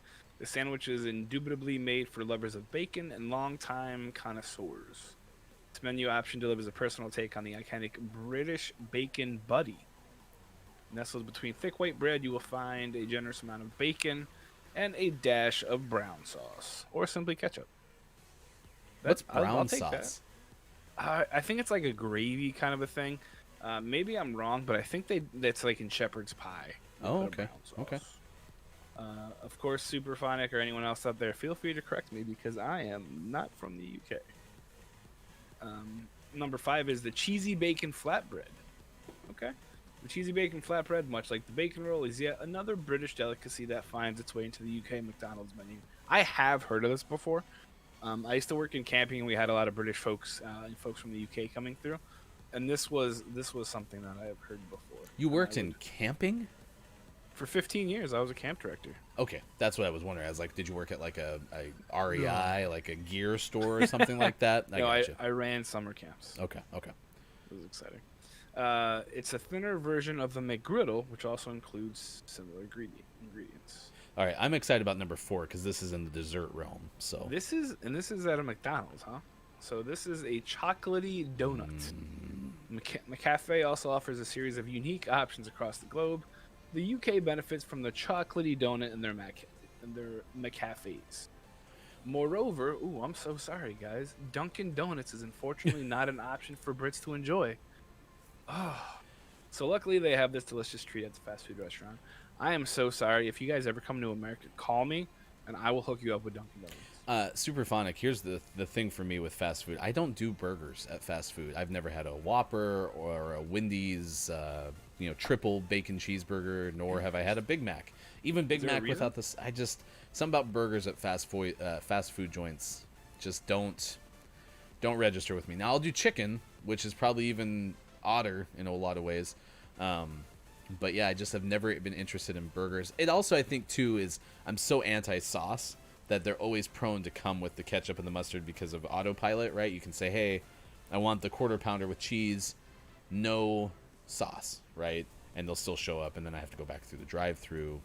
Yeah. Well, that's actually, you make a good point. That's the secret. If you're going to a fast food place and you want fresh food, request extra anything. Even if it's like extra pickles, because then they have to make it from scratch instead of grabbing it from the nasty, disgusting.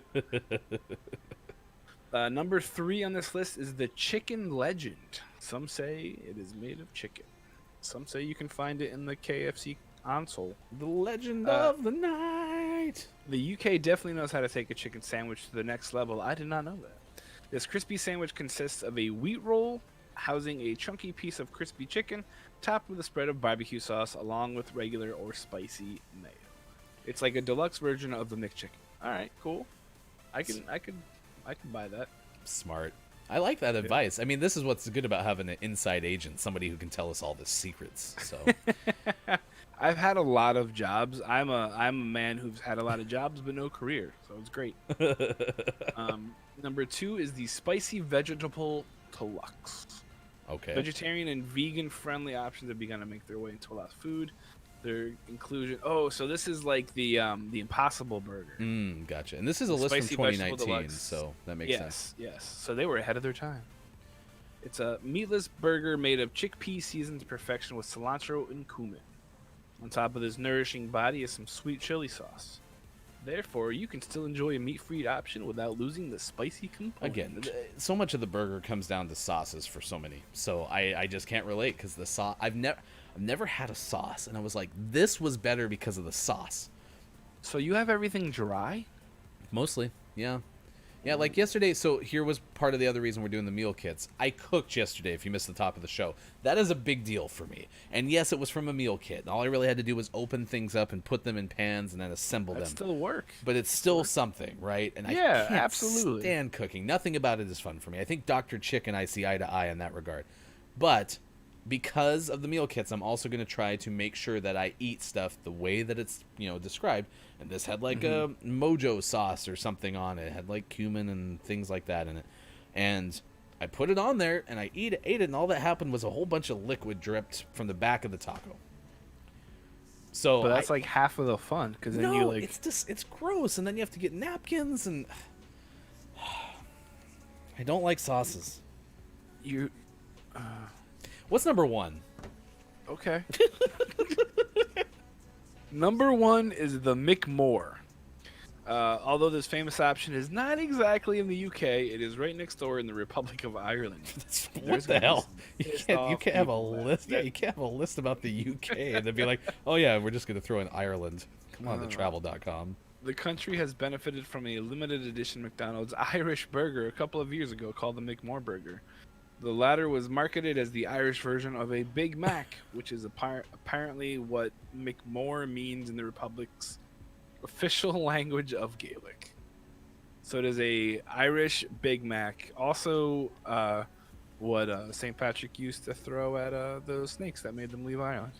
Superphonics closer to France and Ireland. Yeah, come on, Ada, get Yeah, your geography better here. The travel. Oh gosh. So my But yeah. apologies, Dr. Chick. I thought you were the one who doesn't like to cook. Now, is there a difference between cooking and baking, though? Because if you're doing baking and pastries, then you and I can be best friends, because that is one of my favorite things. My wife is a big time baker and doesn't love to cook, but likes to bake a ton. But yeah, I must have thought somebody else had come in to the chat and said they didn't like to cook. So my apologies. It's not therapeutic. It's not enjoyable. And it just I love it. Maybe it was you then. It's great. I love cooking. It's fantastic. Yeah, I just feel so much pressure. I don't want to food poison people, and I realize that comes with practice too. So, Well, it's also really hard to food poison people because, like, unless you cook from the back of the fridge, you're probably okay. If you find that like green-looking steak in the back, you probably shouldn't cook it. yeah, we'll go with KF console, Hofbrew, because I'm having a really hard time saying KFC console. That just doesn't roll off the tongue. Good morning to Birdman. Thanks for joining us on Gaming Morning Show. Stick around. We are 20 minutes away from talking to Wallstormer, the founder of IntelliGame, and playing our first round of 5 questions. I'll tell you about the Thai baby elephant that was hit by a motorcycle and survived because of CPR. We'll do that when we come back. We're asking you, what is the best restaurant that we should turn into a video game console next? That'll be on the other side of our break. He is Look It's Mike O. You can find him Look It's Mike O on Twitch. I am Hefty Goof. It is Gaming Morning Show on Facebook Gaming, Twitch, YouTube, and GamingMorningShow.tv. Back in a moment on this Wednesday, December 23rd.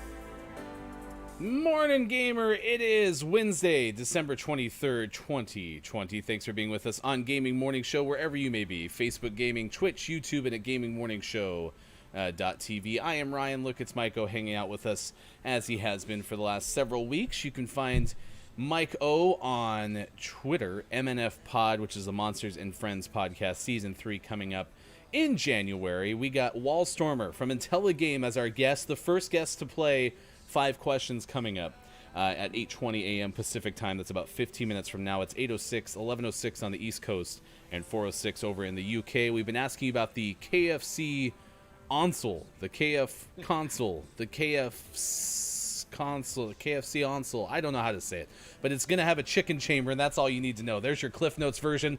Rack it. It's over. That's all you need to know. It's amazing. Oh, I can't wait to eat chicken. That's the big sale point, right? It's got a chicken chamber. I mean, yeah, and now that I'm such a professional chef and all, that, you know, makes sense that I would play this thing. So it's true. I'm sitting here trying to feel the top of my Xbox, wondering if I can just put some stuff on there. You know, it's pretty warm. The new Series X has kind of that like indented thing. You can maybe make some like falafel or no bubble waffles. That's what I'm thinking. Bubble waffles. Yeah, there you go. I don't know if I know what a bubble waffle is. It's just basically like waffle dough, but you put it into a buffalo. A buffalo. All right, fine. Buffalo. Mispronunciation counter. You strike again. Oh, we're at an even 50 now, so that's always a win. You know. No more. You got to keep it there. Mm-hmm. yeah. We've hit a milestone mark. We can't go in there. A bubble waffle maker. That's all you got to do is throw it in there. It's basically the same thing, other than it's got bubbles in it, and it's delicious. So we're asking you, apparently this thing is actually a video game machine. It's basically like a gaming PC, but you have a chicken chamber in which to store your chicken. What restaurant would you want to see become a video game console? I see a whole bunch of people on the prompt of Look, It's Mike O talking about condiments, and I will get to that, but I will share this baby elephant story. This is from Thailand. It's from Reuters, and apparently this person in Thailand had done so many resuscitation attempts in 26 years as a rescue worker, but never before on an elephant. They were called into action while off duty on a road trip late Sunday night, successfully reviving a baby elephant struck by a motorcycle while crossing a road with a group of others in Thailand. Santa was trying to ride elephants to this town bearing gifts of face masks. Santa Claus gave his sleigh and reindeer a break and rode elephants during the special visit, and it raised awareness about the threat of coronavirus. White-bearded handlers in floppy hats and Santa outfits sat atop elephants decked out in tinsel and trunk masks in the central province, distributing protective masks.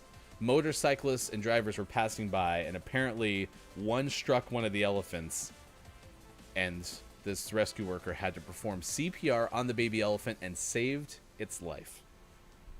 There is so much to unpack in that story, though. Like, I'm not gonna lie, the CPR on the elephant kind of gets lost a little bit too, because you've got, you know, dudes dressed kind of as Santa, like tromping through Thailand on elephants and giving out masks to tell people about coronavirus, which is a year old, and it's just very strange. Lots to unpack. And you thought me cooking on Tuesday was weird.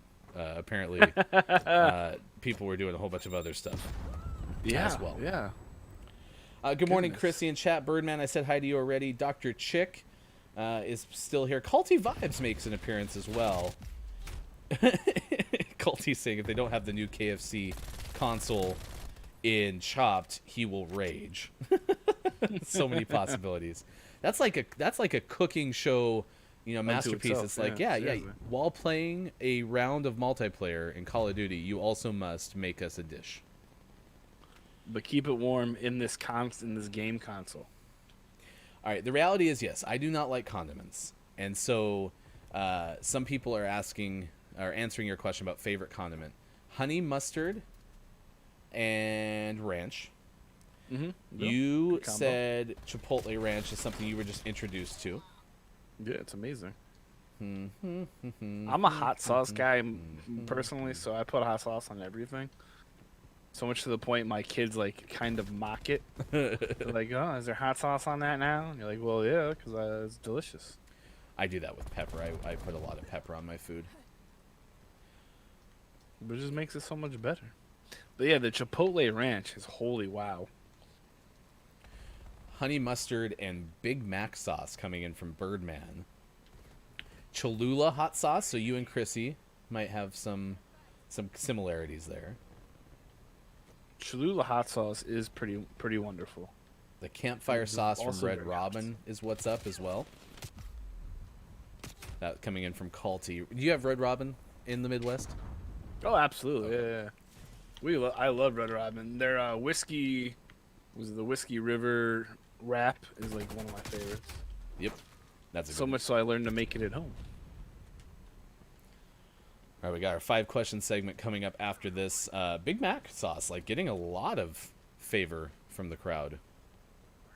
And isn't that just like Thousand Island dressing? Yeah, more or less.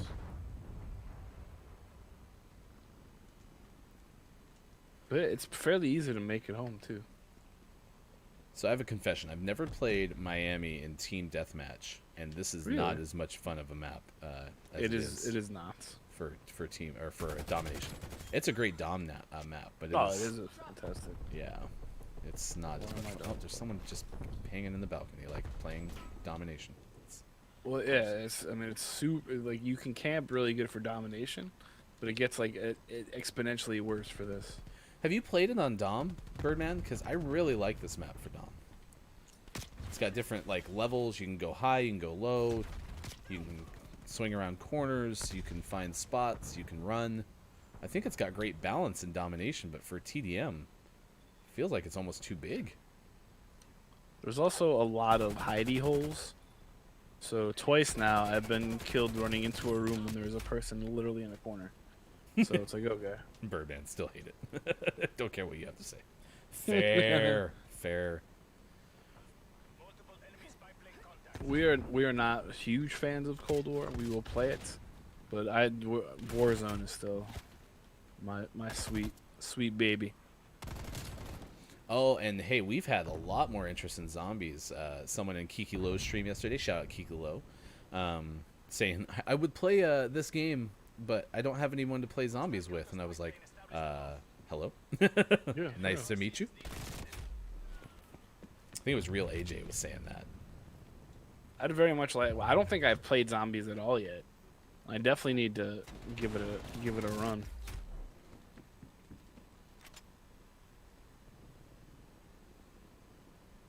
Got to hug the perimeter in this map. Walking the street is death. Oh, I found a corner. Digital Doc, big fan of it as well. Of the game. Run. Oh, it's those gas trip mines are crazy. Goodness. There's a thermal sniper on the A side of things. Yeah, so I still vote McGriddles. McGriddles, who had it in the chat? I want to say it was Super, but it might have been someone else too. McBox would be the name of the McDonald's console. McBox would be a good name. And that's what I'm saying. Like, you have that chime when your food is at optimal temperature. This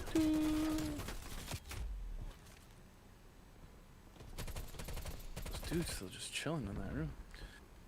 I mean, that would be fun. I still vote Dunkin' Donuts. That's my. It would dispense coffee and donuts.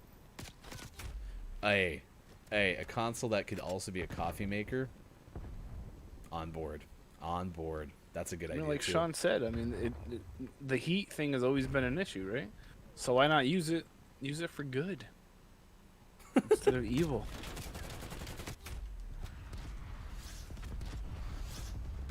Yeah. Hey, next week we'll have to try to play some community games or something like a GMS After Dark, and bring in everybody who's expressed interest in playing zombies together. That'd be kind of fun. Yeah, we'll be on every day, but the 25th, so we won't be on tomorrow. We are planning to do a New Year's Day stream, because Sean is off that day, so we're gonna do a full Friday, which will be fun. So Fantastic. can Yeah, I digital. We play a lot of Warzone. So if you're ever bored in the evening times, Monday, Wednesday, Friday, Saturday, 9:30 until I pass out, we do the Warzone. Last night we had a really good night at it. Bird and myself, along with a couple of friends, we picked up a bunch of dubs. So if you watch tonight, don't expect anything good, because we wasted it all yesterday. We wasted the good surprise on you. We will finish 87th, and Listen, it keeps getting worse every time. 3 Warzone wins in a row is a pretty epic feat. I'm not gonna lie. Thanks for the napalm strike. Seriously, if you can win Suckers. 3 150-person lobbies in a row, that's pretty impressive. Well, to be fair, two of the wins were the Rebirth Island, so it's only like 60 people. But I mean, it's a lot of fun and it's really cool.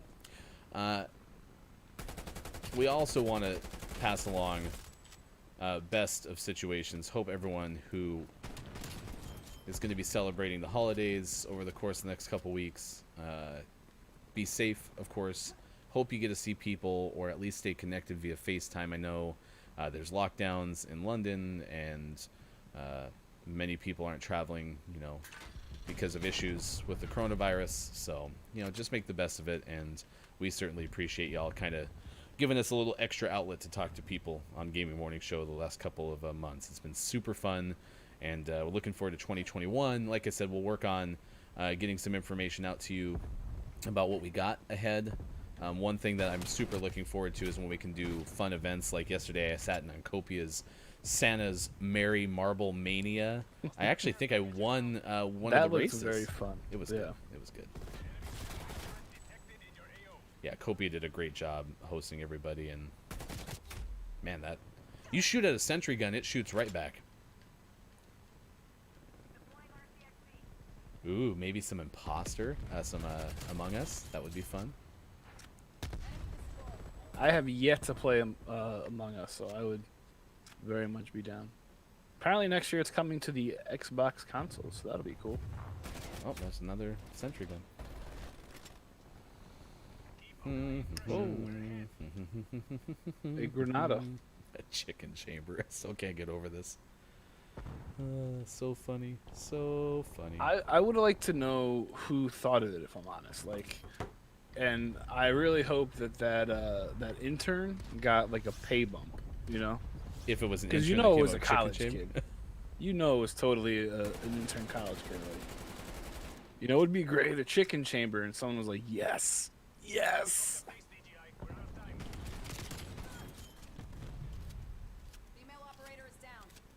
Yeah, I mean, even from just a marketing standpoint, that's money. Oh, absolutely. And Among Us, Chrissy just put this and made me say, oh, yeah. I love the fact that Among Us added a proximity chat PC edition. And so that allows you to be able to hear the people who are within a proximity of you, whereas that wasn't always the case before. That is pretty good. So I got BlueStacks to play online. So BlueStacks? It's a program for my Mac that you can run you can run PC and Android based games on your console. Interesting. Yeah.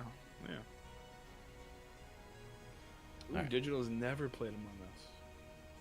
Yeah, Among Us is a fun game for sure, so.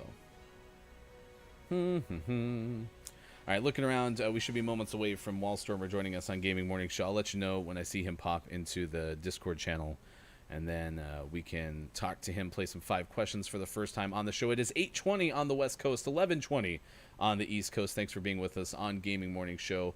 I am Ryan. That is Look, it's Mike O. We've been talking about the KFC console. Anyway, it's real.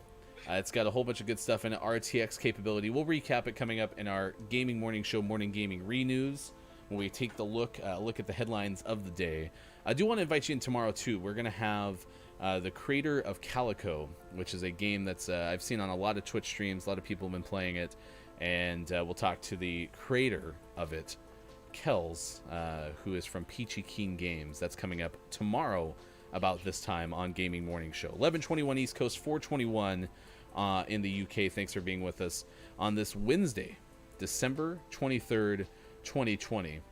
Amazon Echo has a lot of interesting skills that many people may know of or may not know of. I don't actually have one in my house. I have one at work, and I've used some of like the skill setting where you can program it to do something specific based on either companies and what they offer you. So, for example, and this is an Amazon product, right? So it may not come to you as a surprise that it can track packages. Of course, it can turn on lights. That's one thing that many people use their Amazon or Google Assistant, whatever it may be for. It also can play holiday music. You could just say something like, "Hey, play some Christmas music," and Alexa will comply. But CNET's Katie Connor had an article that in addition to these 3 tried and true hacks, it can also send holiday greeting cards. Okay.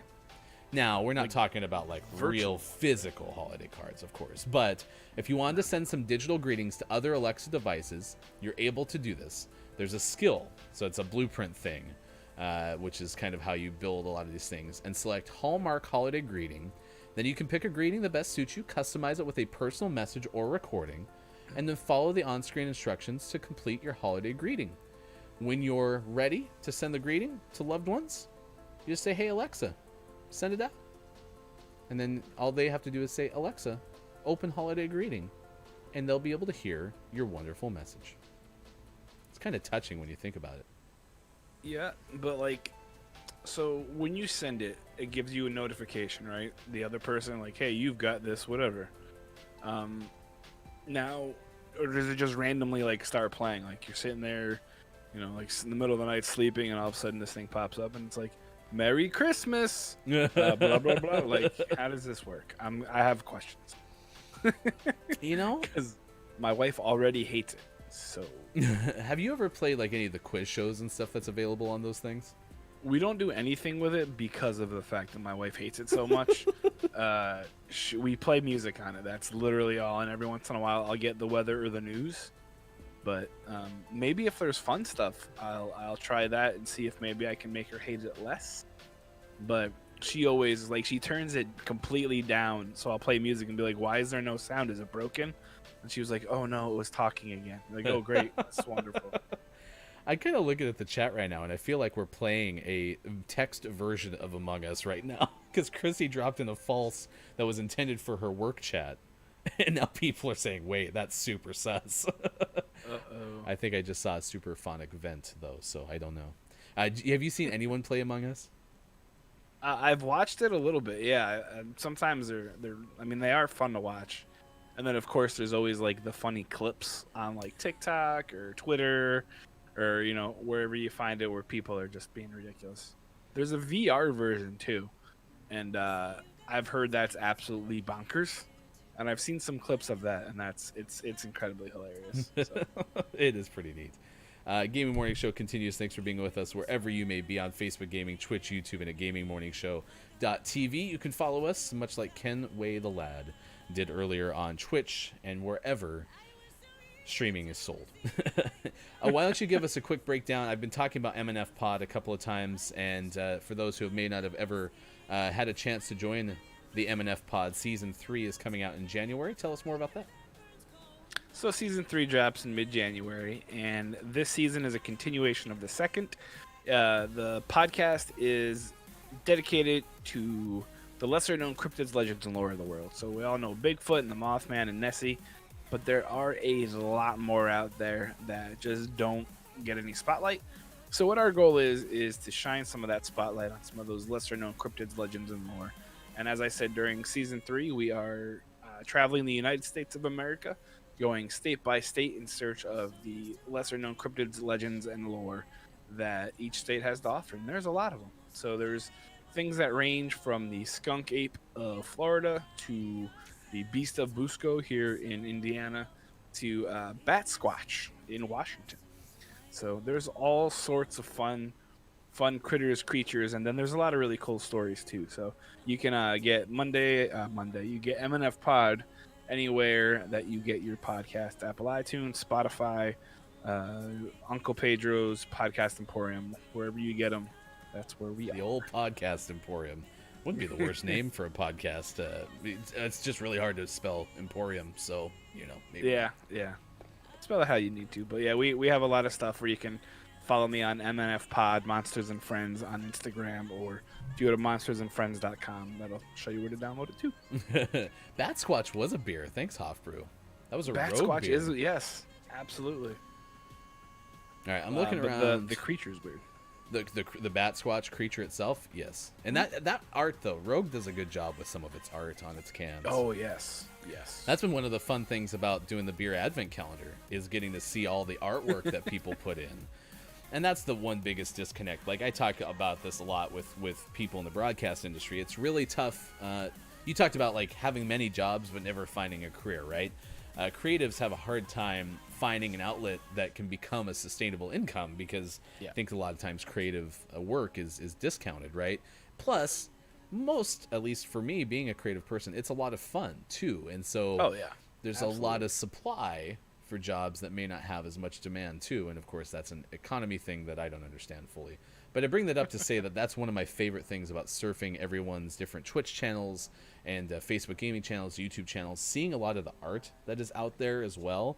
And then that extends to things as simple as a beer can, right? But like, I used to pick wine only, and I still do by and large, based on sometimes labels. I'm like, that label looks amazing. I'm going to get that one.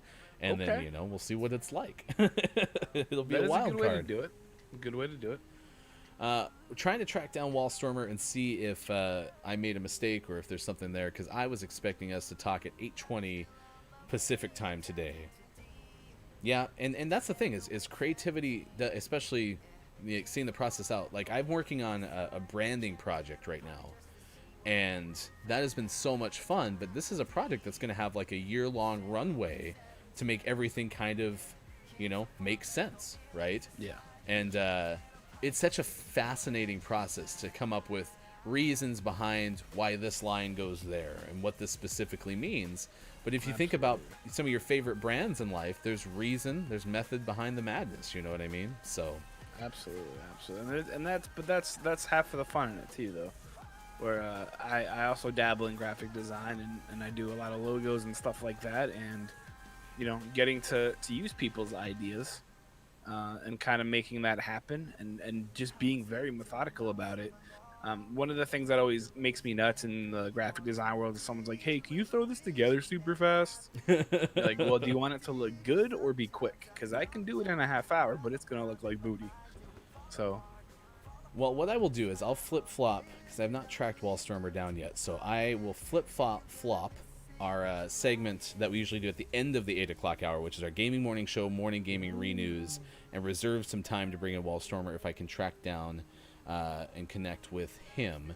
You can find them IntelliGame, by the way, on Twitch. I'll give a shout out really quick because I really like the channel. IntelliGame focuses on basically video games and the impact on the social parts of the world. It is really a neat channel, and Josh brings such a calming presence to it. Basically, the whole method behind it is I look at games for their human connections, and you can tell that when you go into the broadcast that Josh does on IntelliGame on Twitch. So be sure to check that out. I think streaming tonight, in fact, which is why we had chosen today to bring Wallstormer to the show. So, all right, let's see. Wednesday, after all. Yeah, Wednesday night too. Look, it's Mike O's going to be playing as well. There's some great clips he got posted on it from YouTube. There's so many great Among Us YouTube videos. That's another thing to bring up too, is if you like the game, or sorry, you haven't played the game, but you want to learn more about it, go watch it on YouTube. It's really fun. I have a friend who loves Among Us, but he doesn't ever play it. He just watches people. He knows everything about it. He knows the strategy of it. He knows all the stuff. But yeah, it's just watching through the lens of creativity and watching others.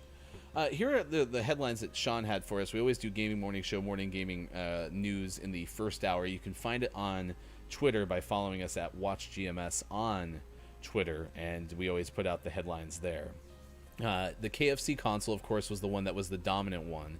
But then there's a story out of IGN from the UK. There's a retailer selling perfume that is based around Mario Brothers and other video game related things. And this is what caught my eye when he was talking about this, caught my attention, I should say, is the one that was, you're going to have to help me out with this pronunciation, Eau de Plumber? Yeah, that's about right. Sure. Ode de Plumber. I Eau would de say Plumber? that's accurate. And there's also one called FPS, First Person Scent. So does that just smell like Cheetos and body sweat then? The first person shooter? Yeah. I think it smells like what you'd expect it to smell like after being in a Halo suit for like a full game. Like you get out of that thing, it's kind of a mix of football locker room and Toilet. just overall. Yes, absolutely. A page turner. Ooh. Wait, dissertation was all about video game music? Oh, you got to find... I'll put our YouTube channel in here, Superphonic. We had Daniel Wilkins off the top of my head on, and Chrissy kept talking to me about this one after the fact. We had him on probably a couple months ago, but was making music for this game called Aerial Knights Never Yield. And I am just fascinated by video game music. And Nintendo is so good at this on Nintendo's channel too, highlighting the music that exists in video games, and even in fact plays a lot of soundtracks while they're playing games. So yeah, that's really great that you do that. Hint of Mountain Dew and Dorito cheese dust. Sounds about right. Body mapping.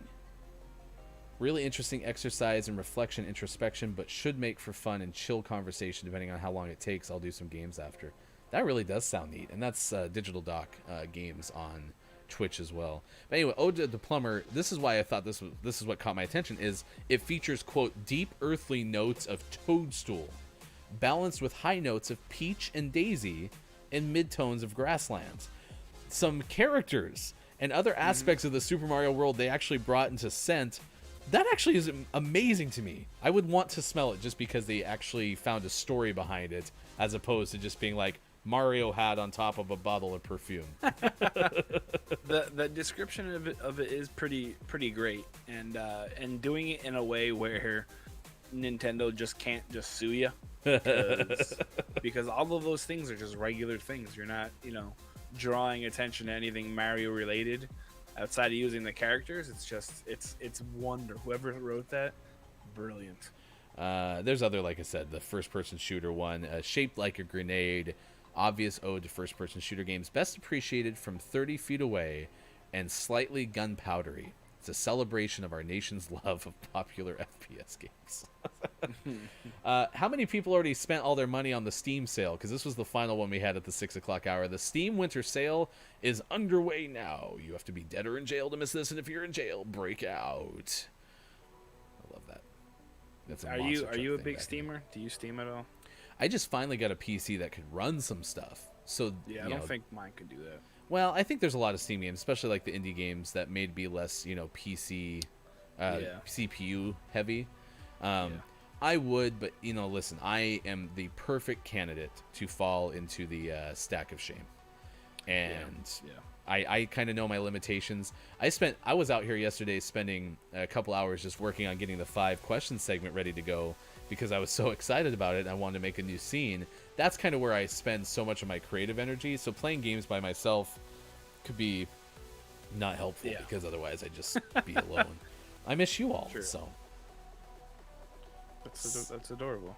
Culty got a Cyberpunk refund just in time for the Sony Winter Sale. Nice. Superphonic, over 200 games on Steam. That's awesome. Well, okay. So are a lot of those like the little indie games then? I'm Superphonic. I'm curious because, like Ryan said, there's a lot of smaller indie games that maybe don't take up as much time and effort as some of the, like Phasmophobia, for example. It looks like it takes up a lot of time. But I mean, there's a lot of smaller ones too. What about that? Superphonic, big, little. What's your poison? I can see you getting lost in hours. Oh, geez. Okay, well then there's wow. that. You didn't count the indie games. Speaking of which, I digress. tomorrow we'll have Peachy Keen Games on at 8:20. Kells will join us from Peachy Keen talking about Calico Game. You can find that game on Twitter at Calico Game. Here was the payoff on that Steam story is right now there's dozens, if not actually thousands of games going for $10 or less. Things like Ark Survival, Age of Empires 2, Far Cry New Dawn, Watch Dogs 2, down from, say, $50 all the way down to $10 as well. So there you go. I have them hidden on Steam. Otherwise, Superphonics probably dropping even more cash on the Steam store for sure. Valve has selected 5 nominees in 10 different categories, and not all the candidates are games that were launched in 2020. Valve, I assume, is somebody associated with Steam. Yes? Sure, yeah. Yep, I just read that without knowing exactly what I was talking about. Anyway, yeah, so there's a whole bunch of stuff on there. Outstanding visual style, best games you suck at. That's good, too. They're having a voting thing that's going on Steam as well. Some of the games that are out today for Xbox One, it's Solitaire 3D. Super Meat Boy Forever is out for Switch and PC. No Place Like Home out for PC, as is Vice Wave and Twin Run. And then a Name of the Morning, which is now eligible for Name of the Month at the end of December. Season Match 3, Curse of the Witch Crow, out today for Switch. Worth noting that the game is like 10 years old, according to Sean, and so he was willing to break his just being released on another platform rule to give Season Match 3, Curse of the Witch Crow, out today on Switch some nod. So Valve is the name of the company that owns Steam. Yes, of course. Yes. Of course. I knew that. Yes, of course. Because if you have a Valve, you create Steam. We got one more show coming up tomorrow. As I mentioned, we'll be on the air. We'll skip Friday, so we'll be back with you on Monday, 25, 26, 27, 28th. The 28th, we'll be back with you. That's how you do math. So if you are going to have a fabulous weekend, if we don't see you tomorrow for some reason, for everyone who's been hanging out with us on the show, certainly appreciate it. It's 8:38 West Coast time, 11:38 on the East Coast, and 4:38 in the UK. We are hanging out with you until 9 o'clock this morning, and then we will send you somewhere else for those watching on Twitch. We will host another channel. Of course, you can follow us like Forgiven John 316 did. We appreciate that on Twitch very much. What's your Nuketown? What's my Nuketown? Verdict? Your verdict? Because some people love this map and some people just absolutely despise it. I'm not a huge fan, but I do enjoy it. I will play it and not complain about it, but I'm not a big fan of it. Not a big fan. Superphonic, big fan of Nuketown. I think this is usually a little bit more of a love-hate relationship. Yeah. With it. Chrissy, a big fan too. Just threw a bomb in there. What the hell? What in the heck is going on? I keep doing this. I keep playing these maps like Domination. Chris M.E. making an appearance on Gaming Morning Show. Thanks, Chris. Appreciate I just killed the heck out of that mannequin. That mannequin didn't stand a chance. That mannequin is so dead. That lifeless mannequin is even more lifeless now. Chris M.E., if you're just joining us, our topic of the day has to do with the KFC console. We are asking you, hey, this thing that is just as good as a PS5, just as good as an Xbox Series X, but can heat your chicken in the chicken chamber. But wait, there's more. Are you going to buy it? Are you going to buy it? Would you get it? Are you going to buy it? I mean, there are people that buy the consoles because they're console collectors. So I can see people buying it for that. And the story is pretty cool, too. What is the... You know, this is kind of on the heels of the conversation yesterday about the best Star Wars movies. What is the best Star Wars video game ever made? I cannot participate in this conversation because I haven't played any of them. Of course. There's one of the games is on the Game Pass, and I really need to get on that, but it's gonna just add up to the stack of shame. So I am excited when I have a chance to play VR again, because I do want to try that Squadrons one where you can look around in VR. It's the dogfighting one with the X-wings and all those things. That'll be fun. I'd like to play that one for sure. I'm incredibly jealous of the VR that you guys have, because we love going to the VR arcades locally and playing all the zombie games and all sorts of craziness. There's just so much to do. It's so much fun. Yeah, I do miss. I actually really like. I think Dave and Buster's is a big chain, but any of those more like, barcades. Even the small ones. Like we have a place near us called the Coin Jam, and that one is fun because it's got a lot more of the classic arcade games. But when you can play, those VR type games while also having a beverage, like that's not a bad deal. I could spend more time there for sure. That's really smart.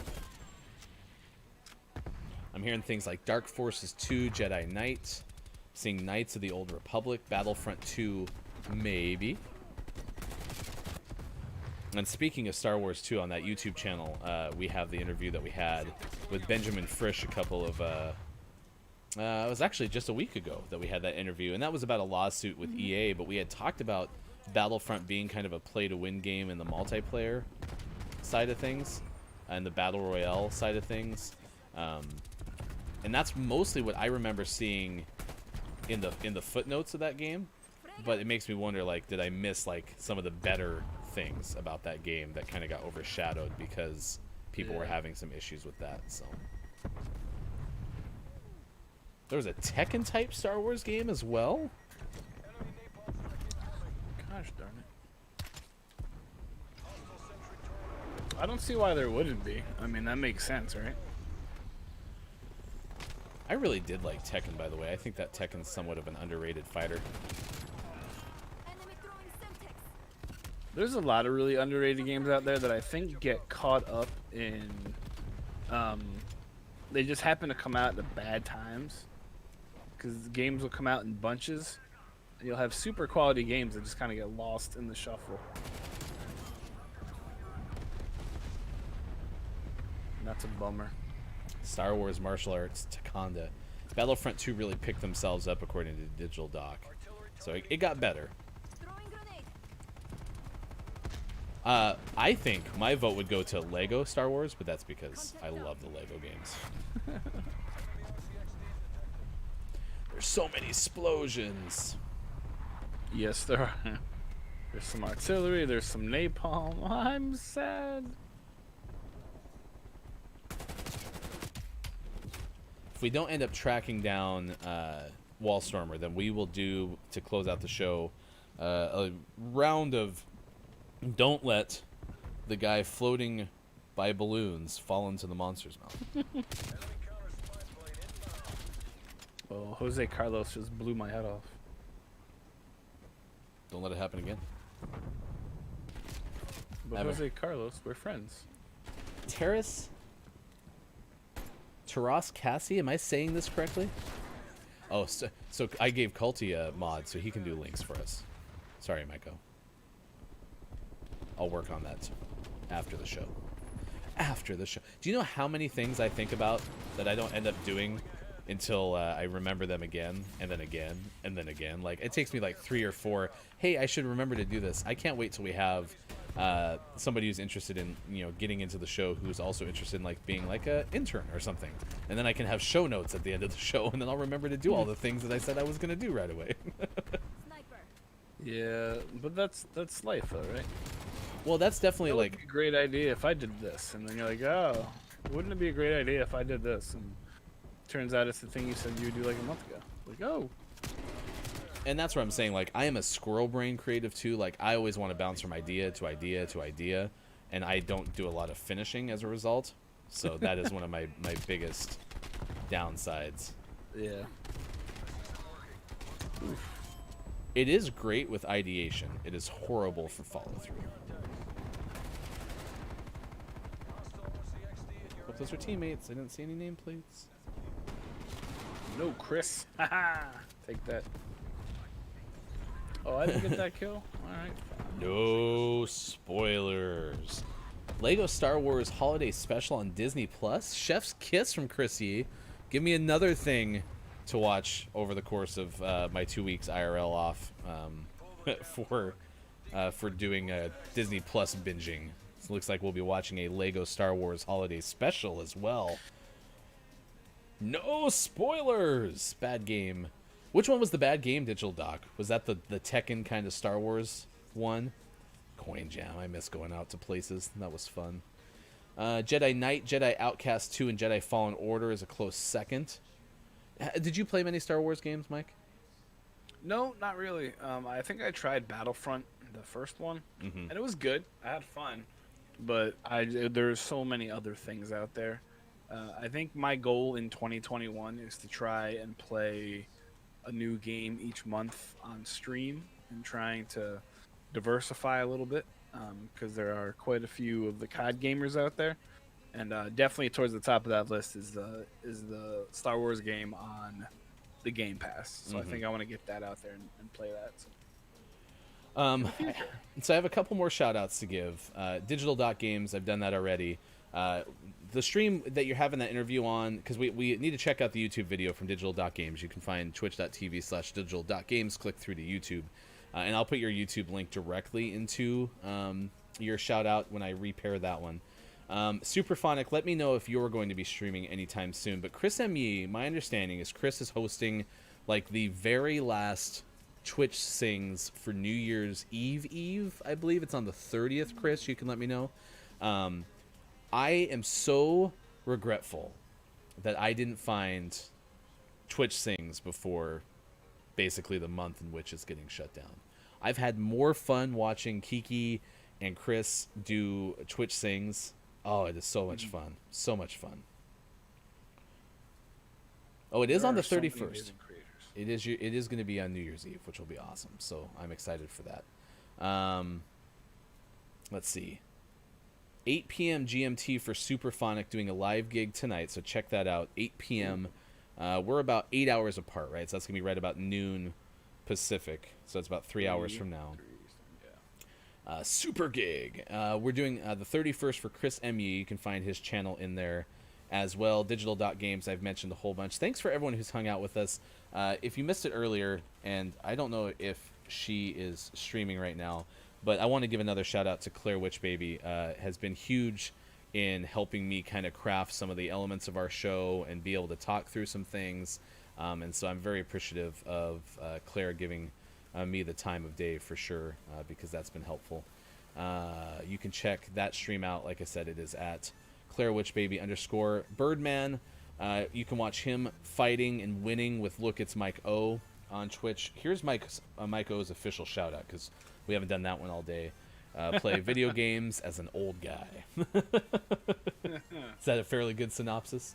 Yep, that's basically it. I'm an old man that plays video games and talks about absolute nonsense.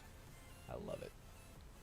Well, we really appreciate you hanging out with us so much on the show, because it is not as much fun when I'm flying solo for sure. And we'll have Sean back in the chair tomorrow to do the whole show with us. So I think we're going to just do this. We're going to play one round of Don't Let the Dude Hanging in the Balloons Fall into the Monster's Mouth, and then we'll get out of here and host somebody on Twitch. Everyone watching on Facebook Gaming and YouTube, we'll send you elsewhere as well.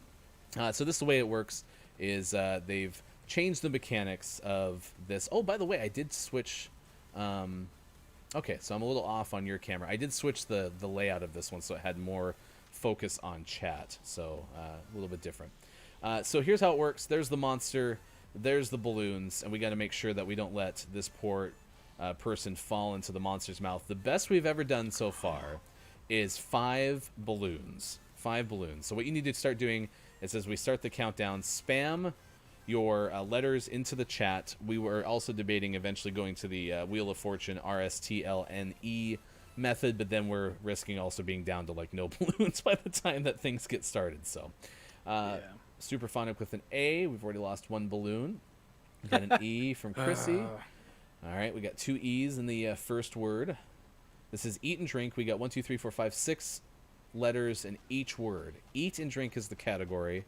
We've guessed an A. We've guessed an E. The E hits. We have 2 E's in the first word. I do not believe that crud is a letter. Let me Superphonic wants us to go with CRUD. Just hammer it out. Got an S from Superphonic. That's in there. We got a T from Culty Vibes. Oh, we're cruising now. I think I know the first word already. 10 seconds to get your letters in, and then Mike and I will start taking a stab at this. I got that front end for sure. I think I have the whole thing. I feel pretty confident about it, actually, which is kind of crazy. All right. Do you have a guess, Mike? I don't. Nope. Okay, I'm going to go N. I think it's Nestle Crunch. Oh, look at you. Oh my gosh, I got it. Look at that.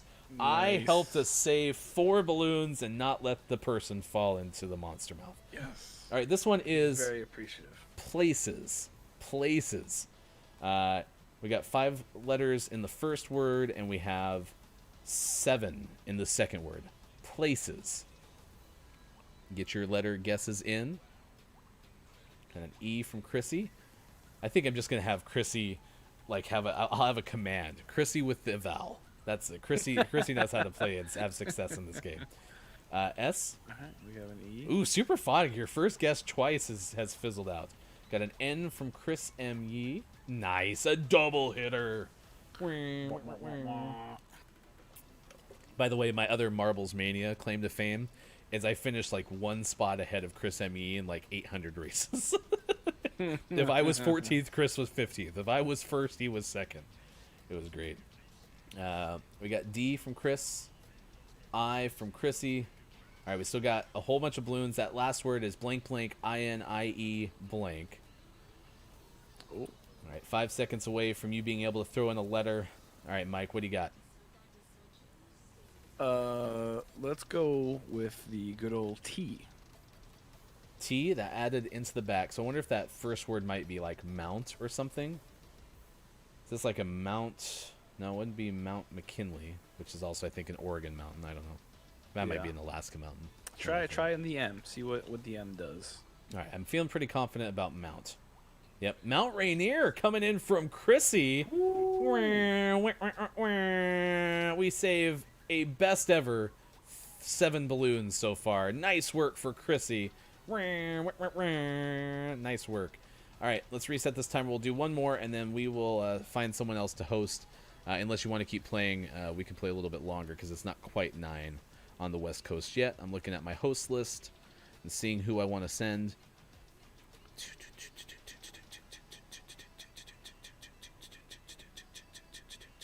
Alrighty, think I I was know.